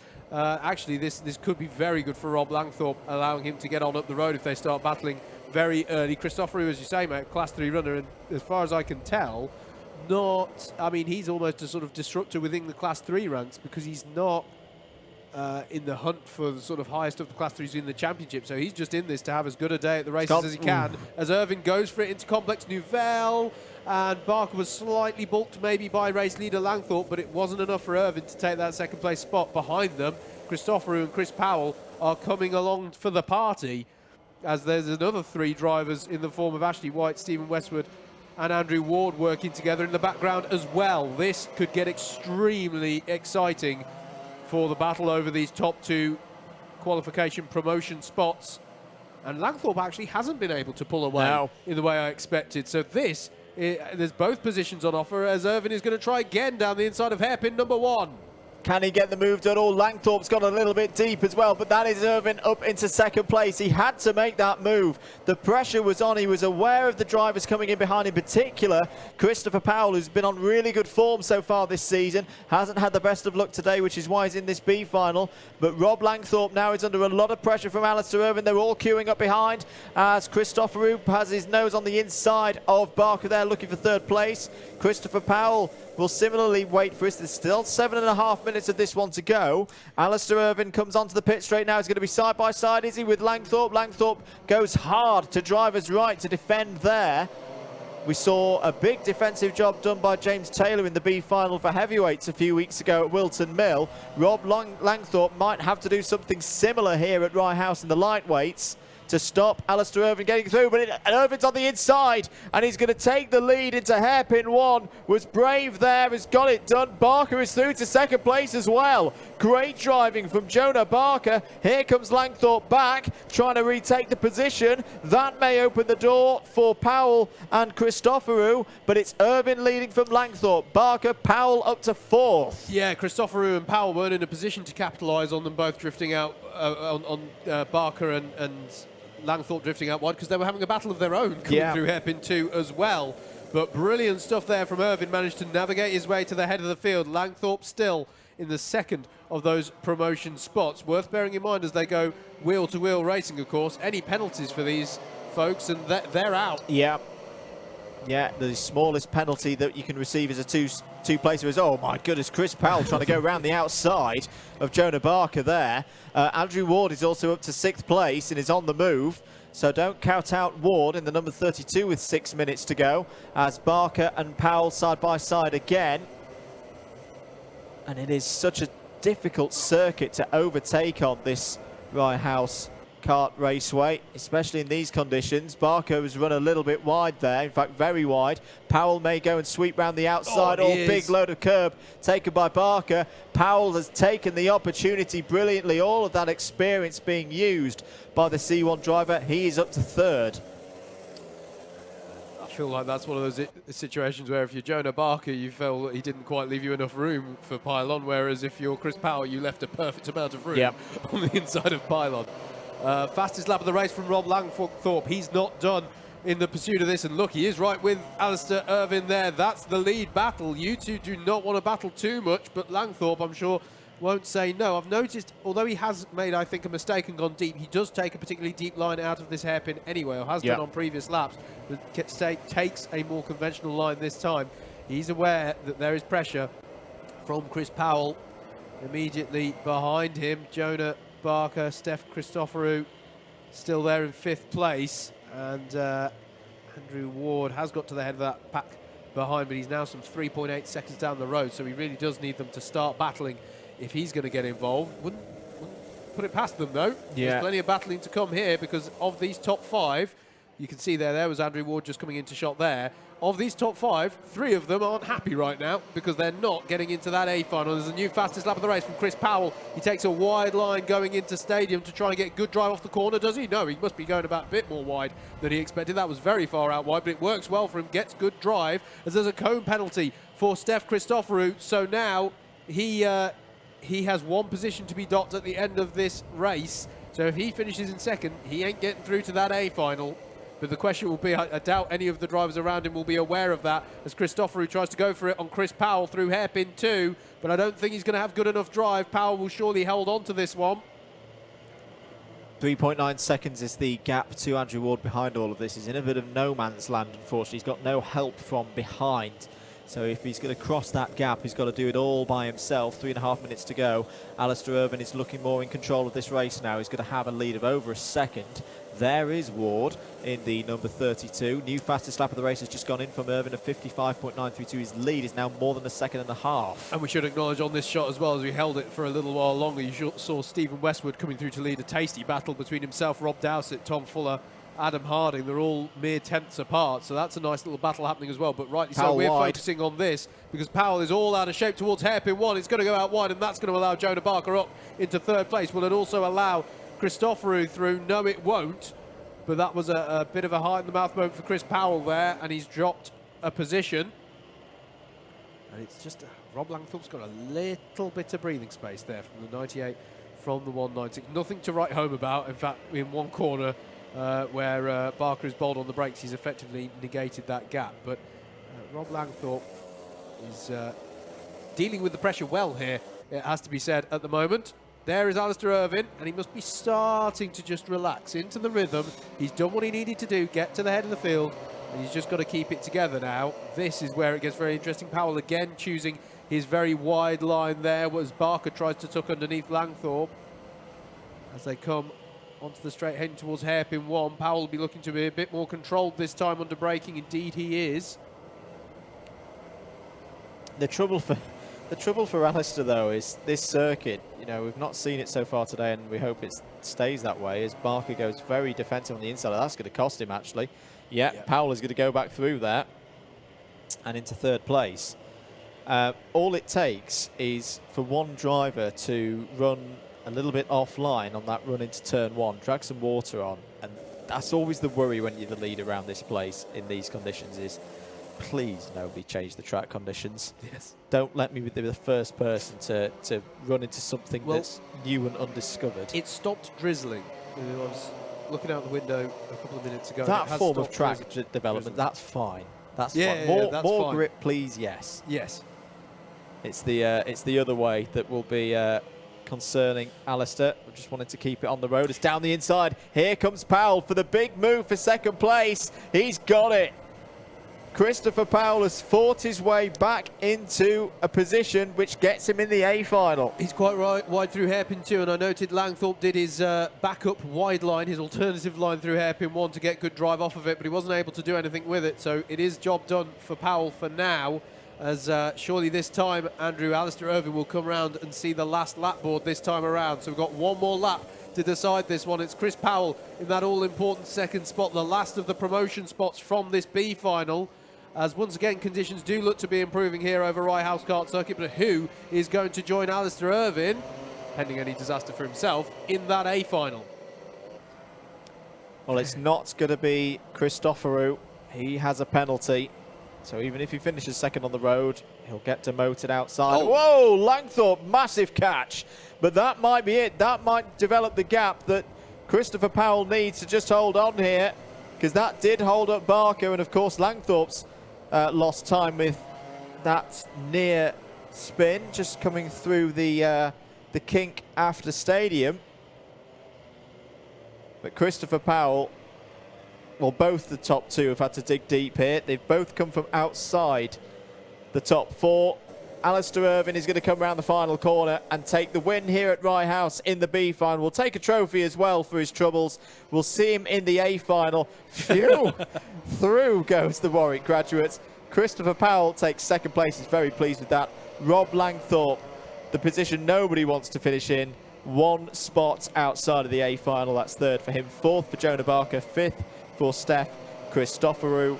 Will be demoted one position in virtue of a cone penalty, so Andrew Ward will be classified in fifth. Rob Dowsett, good day for Rob there in seventh. Good weekend as well, I can see in the comments. And he had some success yesterday in the MSV Track Day Trophy, so well done to Rob.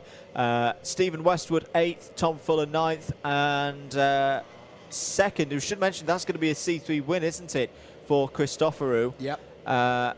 Unless, have we seen Ramanas Sakauskas yet? Has Ramanas made it into the A final?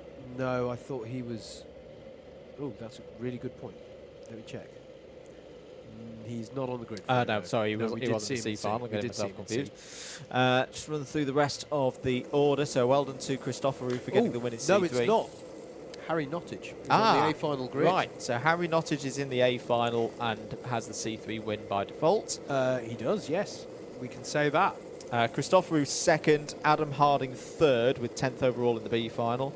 Dan Seeger, Ned Douglas, Reese Pope, Rogerio Mendez and Garrett Barry were next up. That's a great drive from Garrett Barry, getting up to 15th, having been in the C. Yep. Max Reed, Roger Davis, James Williams, Ashley White and Eric Mignon take us to 20th. Callan Sigafus, Ramanas Sakauskas, there of course is Ramanas, in 22nd. Dean Everest and Jed Toole. Matt Collier takes to 25th. James Fenning obviously had the spin on lap 1 at the start there in the crazy start as they transitioned between hairpin 1 and hairpin 2. But well done to Alistair Irvine and Christopher Powell. We'll see them again in the A final. Indeed we will, and that A final is what is coming up next for you here at Rye House Kart Raceway. Do stay with us on your Alpha Live stream of round 8 of the Club 100 Sprints Championship. We have got the heavyweights to still come for you after we finish this, but all eyes now need to be on the all-important 130 championship points that are on offer in the A final coming up right here at Rye House, courtesy of Alpha Live.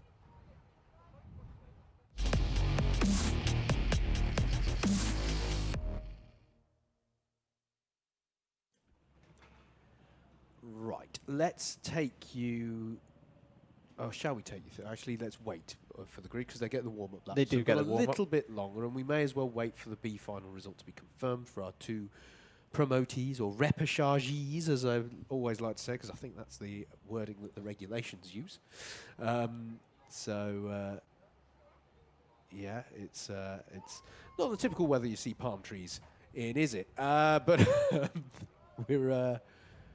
we are seeing slightly improving conditions here at the circuit, but as I say, it's still got quite a few clouds rolling in from the southwest towards the circuit. Is that a two-seater kart? It is. Okay, I've only just clocked that, rather embarrassingly. There you go. That's something. We've seen all sorts. I saw a front-engine go-kart being trialled around here once as well. As all sorts of. I don't know if it's location, but it just seems to attract. So that reminds me of the old, the two-seater F1 cars from the early noughties. Yes. Two-seater Minardi and Arrows. Yeah, had the one as two-seater well. Minardi, the two-seater McLaren was quite good. I think Paul Stoddart also made a three-seater as well, which had a Yes. driver in front and then kind of Yes. tandem off. What did tandem they off sacrifice? How behind. much fuel could they get on board the three-seater F1 car? Probably enough for about a lap. There you go, sir. That'll be many, many pounds for your one lap, your one flying lap. Brilliant stuff. Brilliant stuff. Right, They brought them back, didn't they? I feel like they They did. brought the, yeah. when Liberty Media took over Formula One, because they brought it back as the F1 experience car, and it still had the V10 in it, and it was quite awkward when you had, I want to say, like Patrick Friesacker doing demo laps for very rich people with lots of money in the V10 at Albert Park, and it was just like, oh, it just sounds better. Anyway. I'm not allowed to call. I'm a hybrid. I'm an electrified propulsion engine. I'm not sure I'm allowed to. Yeah. No, I know what you mean. It was nice to hear that noise again, wasn't it? It was sort of like that changeover year for F1 and Formula 2, where Formula 2 still had some V8s going on. Anyway, shall we have a look, as they're on the warm-up laps now, shall we have a look at our A final grid then for this one?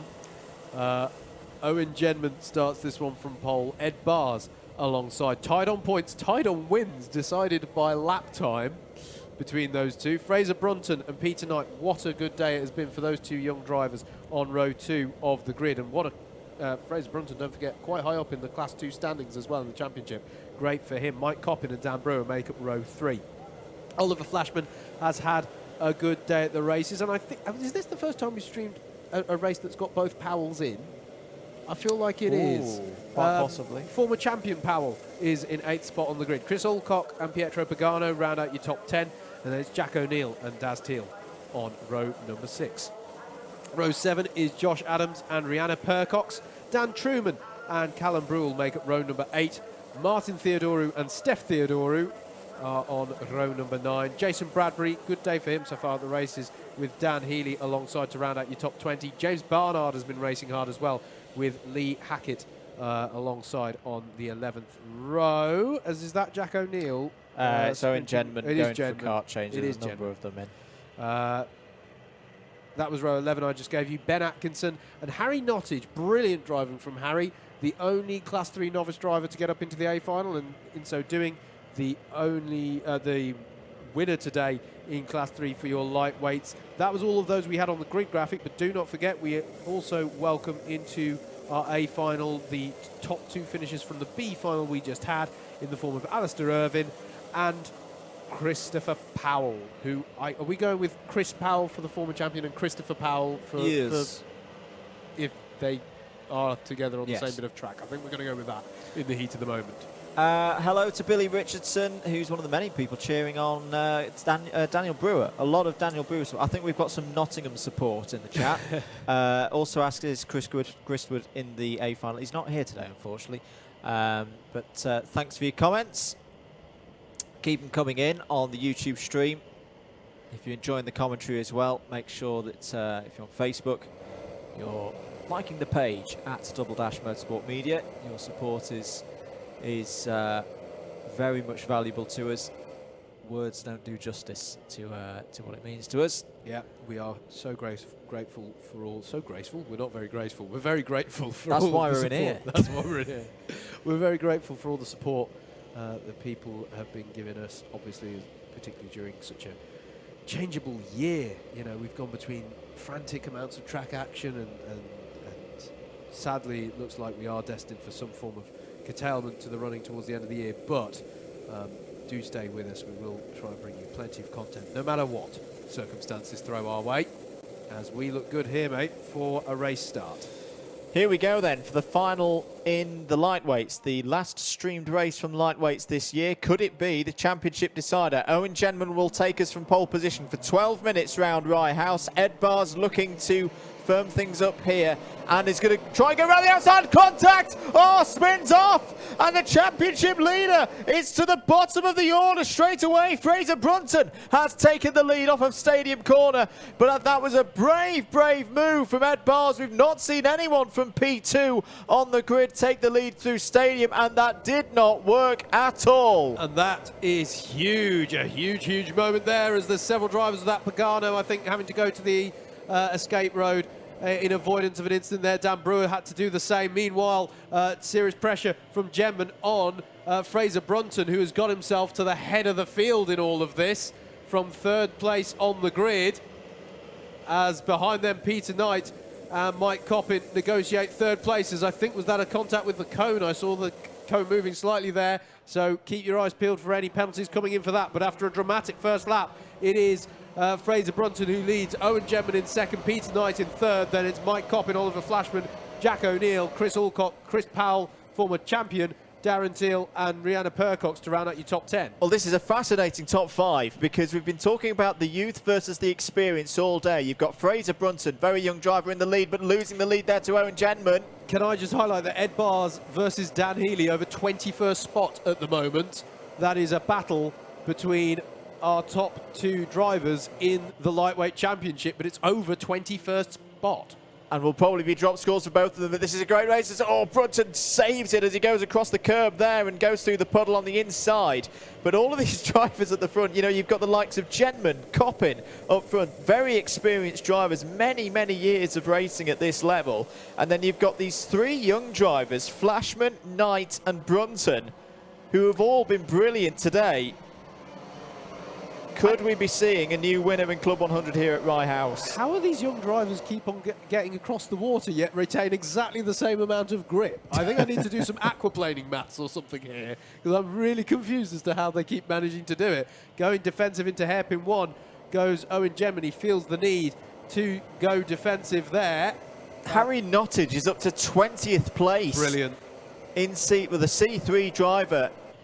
Doesn't need to really do any overtaking in this race. He just needs to finish, and he's got the trophy, but he's thinking, no, I want a piece of this. And is currently ahead of the 2 championship leaders. This is brilliant. But Brunton, Fraser Brunton, this really is a coming of age. He's been strong all season, as we say, particularly in the Sprint 60. Wasn't at Wilton Mill, was studying for some exams, but has come back here with by far the best display I've seen from Fraser Brunton, having watched him for a good couple of years now. Yeah, Mike Coppin in 4th place. They're trying to get onto the back of these top 3 whilst also not giving too much of an opportunity to Oliver Flashman. There's some second or so up the road from Jack O'Neill. Look at Mike Coppin going to the inside. Flashman trying to go around the outside, but he's going to go far out there. He's going to go quite a way out. Manages to not lose the position to Jack O'Neill, but that was not successful there for Oliver Flashman. He has been driving well today, but manages is going to have to get back onto the back of Mike Coppin as the lead battle comes in to Complex Nouvelle. Owen Genman leading Fraser Brunton here, and Peter Knight there in 3rd place. I feel like, has Mike Coppin been battling Peter Knight all day? All day, yes. I don't know if he's going to be... Say this, unfortunately we haven't got a spreadsheet of doom going because the PM's announcement last night did catch us slightly off guard. I'm just going to put something to you here, Howard. If this is the final round of the season, and obviously we've got Irvin and Theodore not towards the front, could Brunton actually be on for a C2 title here? Well, this is the thing. What's the gap in the Because it's a huge haul of points that he would be pulling in if he could just stay where he is now. So, okay, so Irvin is on 691. This is at the start of the day, yeah? Yeah. Do you want them with drop scores applied at the moment? Yes, please. 691 for Irvin, 690 for Theodoru, and Brunton is on 661. So it's a fairly I reckon he's big pulled a one, lot of those but points back already today. Yeah. Through the heats. So See, it's a bit of a weird way of finishing things today because we just don't know at this stage. We don't know in this year of 2020 whether we are going to be racing again or not. Obviously, we hope that we are. Absolutely. So this could not just be a coming-of-age drive, as there is Ed Bars trying to work his way back up through the field. He's behind James Barnard now, going for 17th place. He's got a track limit warning. There's Dan Healy as well. I mean, this really is quite strange. We were expecting this battle at the front of the field between Healy and Bars at the start of proceedings, and here they are battling for the teen spots, just hoping to maybe improve their score by a couple of points at the end of the day. So the gap. Martin Theodoru, sorry Howard, Martin Theodoru coming past Dan Truman there, so that's Theodoru up into 11th place. He's really giving this a good go. Dan Brewer's in there as well. New fastest lap has just gone in from Owen Genman, 54.782 as Dan Seeger down the inside of Theodoru. Well, so no, I think this is significant, mate, because so it's going to be 94. Ooh, sorry, Howard, 3 wide. Yeah. Josh Adams fighting through. This is all around 12th position. And Dan Seeger, did Dan Seeger have a little bit of damage on the bottom of the car? But does see something dragging there. As Pietro Pagano trying to fight his way through. Ed Bars gains a position, has got past. This is reminiscent of one of the heats earlier on when they were working together. I think you've got a really good point, mate. The gap between Fraser Brunton and Alistair Irvin at the head of the C2 standings is 30 points. Yeah. Now he's in second place. That's 128 points right there if he can hold on to it. Yep. Theodoru's in 13th, which I believe is 93 points. Yep. So that's more than the 30 points needed. So I think you're right, mate. I think Brunton is right in the hunt. He could be going into the lead of C2 at the end of tonight. Yeah. And as Andrew was saying, we know not quite how significant that may prove to be once everything comes out in the wash. Dan Brewer clearly not too happy with Josh Adams. Josh Adams made a move through pylon there. Is Ed Bars. Is now up to 17th place. The next pop quiz question that I'm going to give you, Howard, what is Ed Bars' worst final result of the year so far? Ed Bars' worst final result of the year so far is a 3rd place. Okay, so he's got a bit of work to do there. The point being, at the moment, this is just going to be a dropped score for Ed Bars. Yeah. This isn't going to improve his score any further than it already has. Oh my god, that's another round the outside move. He completely hoodwinked Pietro Pagano there. I'm sorry, Pietro, he's made you look like a fool. That was... Pietro literally looked over his shoulder going, surely Ed's... Oh no, he's round the other way. I have to say, when you're asking me what's his worst finish of the final, I'm going, 3rd? it just doesn't compute in my head. Let me get this right. 3 drop scores. So with a longer season. Yes. So you drop your 3 worst finals. As here's a fight between Rihanna Percox and Daz Teal. Percox down the inside, that's 9th position. Or is it? Because Teal is fighting back now. The tete-for-tete through hairpins 1 and 2, and this time Rihanna Percox has got the position sorted. And that's her up into 9th place. Next up on the road is Chris Alcock. And I should just say as well, these two are in a battle in the championship. They are. Because Daz Teal came into today in 6th and Rihanna Percox in 7th, and the gap between them just 3 points there as well. Yeah. So there are some real championship permutations being exercised out there at the moment with 3.5 minutes to go. Seeded numbers for next year as well, of course, as the format remains unchanged for 2021 in both the lightweights and the heavies. Here's a battle between Mike Coppin and Jack O'Neill. This is over 4th position. 2 drivers who know each other very, very well. Here's O'Neill trying to get back on the inside there. He's going to get a good run. Oliver Flashman not too far behind as well in the 176, and through. Through goes Jack O'Neill, who had one not so good heat. He's probably ruining that at the moment. It's going to take him out of the contention for winning this round here today. The winner from round 6 at Lid. As Owen Genman continues to lead.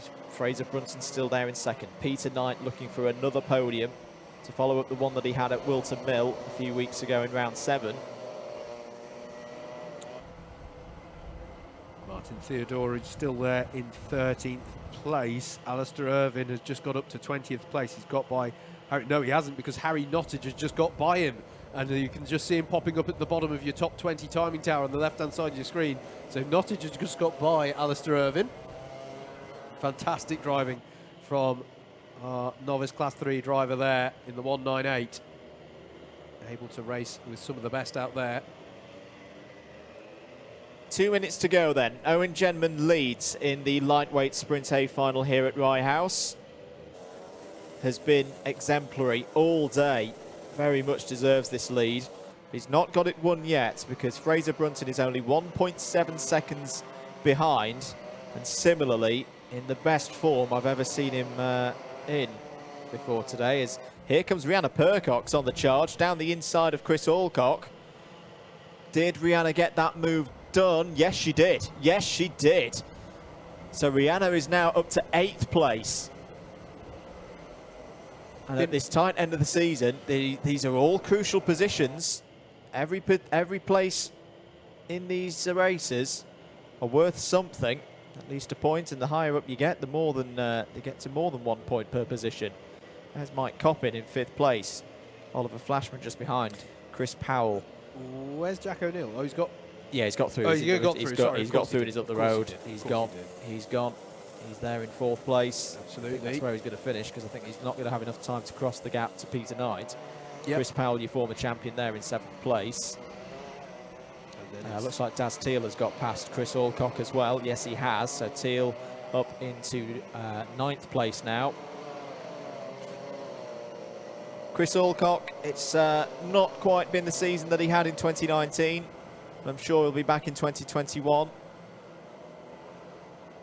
Looking to improve on his championship position this year, which is going to be around that 6th place region. Just looking out for where our leaders are. They are just coming out of Complex Novell now as Teal and Alcock switch places again. So there's going to be one more lap then for Owen Genman to close this one out. We don't often see him in the sprints, but he's a very talented driver. There's a lot of more longer forms of the sport. Very consistent. And it looks like he is going to close out this A final win. Rihanna Percock still there in 8th ahead of Daz Teal and Chris Alcock. All of these drivers close together in the championship. There is Genman. Has the fastest lap of the race so far, and interestingly as well, mate, lap times have dropped off slightly. Brunton is closing. He's got it down to 1.1. He's done this a couple of times so far today. I don't think he's going to quite have enough time to close back in. But here comes Owen Genman, who hasn't put a toe, never mind a foot, he hasn't put a toe wrong all day. And has controlled this race fantastically. Round the final corner, Owen Genman is your winner for round 8 of the Lightweight Sprint Championship here at Rye House. And he gives us a wave, as simple as that. Fraser Brunton wins in C2 and finishes 2nd in what could be a huge result in the C2 Championship. Peter Knight impresses again in 3rd. Jack O'Neill in 4th. Mike Kopp in 5th. Oliver Flashman in 6th. That's got to be one of his best results as well. Chris Powell on his return to Rye House is 7th, 8th for Rihanna Percox, 9th for Daz Teal, 10th for Chris Alcock. There is your winner in C3 as well, Harry Nottage across the line in 19th place. 11th for Josh Adams, 12th Dan Truman, 13th in the end for Ed Bars after that spin on the first corner of the race. 14th for Lee Hackett. Good drive there from Lee from the back of the field. 15th for Martin Theodorou. He beats Alistair Irvine there across the course of the day.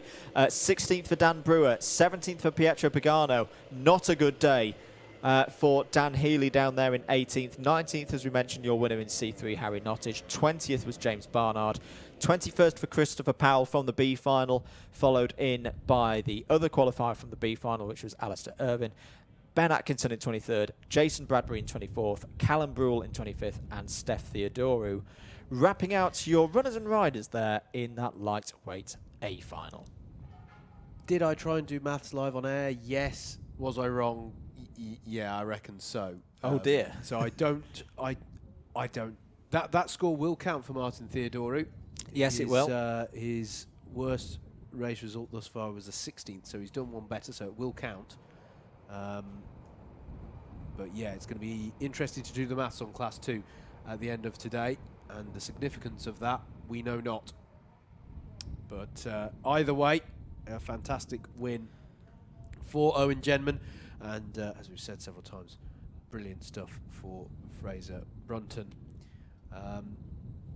We do implore you all stick around for the heavyweights who are out next here at Rye House, but I think it's worth us talking a little bit, mate, about the fact that this is, however the rest of the season plays out, we just don't know. Yep. But this is either way the last of the streamed rounds. Yes, it is. For this year, and that's unchanged. That's how it was. So we should maybe just talk a little bit about how you can continue to follow the championship. Yeah, so of course you've got the Club100 website, club100.co.uk, for all of your latest details. As the schedule is at the moment, November 22nd, we're scheduled to be at Buckmore Park. December 6th, we're scheduled to be at Wilton Mill for the last 2 rounds of the season. Of course, we will follow the guidelines from Motorsport UK, the governing body, which we do know are in discussions at the moment as everyone gets up to speed with what Lockdown 2.0 actually means. Results.alphatiming.co.uk, you've got all the latest results on there as well. You've got our podcast where if there's a Club 100 race somewhere, we will be talking about it in some shape or form over on the Double Dash Motorsport Media podcast. I think that pretty much rounds up all the ways that you can follow the remainder of the Lightweights Championship. And thank you as well to all of our lightweights. Obviously, as a former lightweight myself, I always like to see how the people that I raced against are doing and how the new people coming in. It's been a great series to cover, and particularly today, just how many young drivers have been coming through who I think we're going to see a lot more of at the front as well as we go into 2021. So thank you to all the drivers, thank you to all of their families for their support for attending this year's championship. Say over 200 drivers have taken part in the championship across the 8 rounds that we've had. Absolutely brilliant stuff. Right, heavyweights are here, so it is not the end of today's racing action. However, there is going to be a brief interval because there is a test session between the lightweights and the heavyweights. That is due to come to an end at 1:30, so I would presume we're going live around about that time. But until that point, thank you very much for watching. We hope to catch you in a brief moment back again here at Rye House for more of your Alpha live stream with commentary from Double Dash Motorsport Media.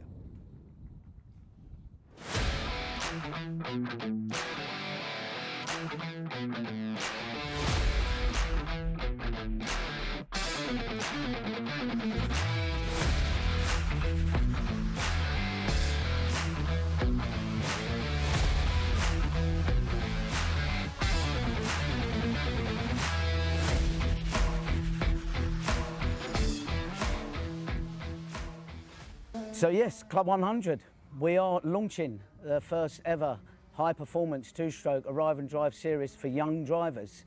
We're naming it the Young Drivers Championship, designed for 14 to 18-year-olds. So, 26 years Club 100 has been racing now, and we've had thousands through the door, enjoying their racing with us at that level playing field in a high-performance car.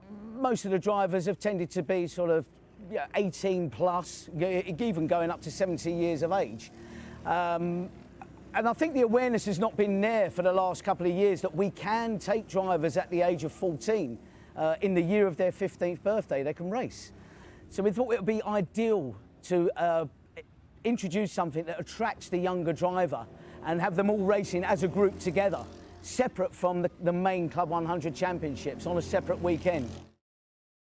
So young drivers out there looking at this video may be thinking, how does it work? What's it going to cost me? £1,400 is what it's going to cost you for a full season. 7 rounds of racing in the Young Drivers' Championship with absolutely no hidden extras. So you're probably thinking, well, if we damage the kart, do we have to bring our own fuel? Do we have to do anything with regards to tyres? No, everything is provided. Your transponder is provided for the timing. Even race kit is provided if you don't have your own racewear. Drivers just simply need to turn up and drive. Hello, I'm Josh, I'm 15 and I'm from Norfolk. I've been racing in Club 100 for just over a year now. I really enjoy racing with these new karts. What I really like about Club 100 is the fact that no matter what driver level you are at, you will always have someone that you can race against because there are so many people. I really love racing in the quicker karts with the 2-stroke engines because I find it more fun. What I also enjoy is that everyone is on the same equipment and it's also pretty level, so it's all down to driver ability. I'm Bailey Morgan, I am 14 years old and I am from Hastings. I started karting when I was 5 years old and I've been in Club 100 for about a year now. What I love about Club 100 is the sheer speed of the karts and how the brakes are really good at the same time and how each and every track is different in its own way. Well, it is really good because it's more clean, more fair, and the karts are obviously more fast, so that's more enjoyable. My name's Martin, I'm Josh's dad. We got involved with Club 100 just over a year ago. We really got involved with the championship. We found it so friendly, we found it a nice level playing field for the kids and adults to race. But more than that, it's a good family get-together. Josh is talking to his chums that he's met racing. We're talking to the parents. It's become a real social event with us. My name's Chris, I'm Bailey's dad. I go to all the races with Bailey in the current championship of Club 100, but we've got a new concept coming out next season called the Young Drivers Championship. It will put Bailey and other youngsters that are currently in Club 100 into the same bracket. It's a brilliant idea, and you know, to bring more young people into it, and hopefully, you know, they then move on to the bigger championship, you know, when they feel in this, you know, they're at the appropriate age and readiness, really. So Motorsport UK, the UK's governing body for all things on 4 wheels, right up to Formula 1, they recognise Club 100 and they think the Club 100 concept is a good thing, and they really do want to get involved in the Club 100 Arrive and Drive concept. So for the first time for next year in the Young Drivers Championship, which we're introducing, drivers that take part in the full season will be able to achieve their full race licence with Motorsport UK. I really look forward to racing in the Young Drivers Championship next season, as I think it will be nice to race against people my own age. The Young Drivers Championship is a brilliant concept. We're really looking forward to coming. Joshua, to be able to race with people his own age on a level playing field is second to none. I can't wait to race in the Young Drivers Championship. So if you want to get involved in the Club 100 Young Drivers Championship next season, just head to the website www.club100.co.uk or find us on Facebook, Club 100 Racing.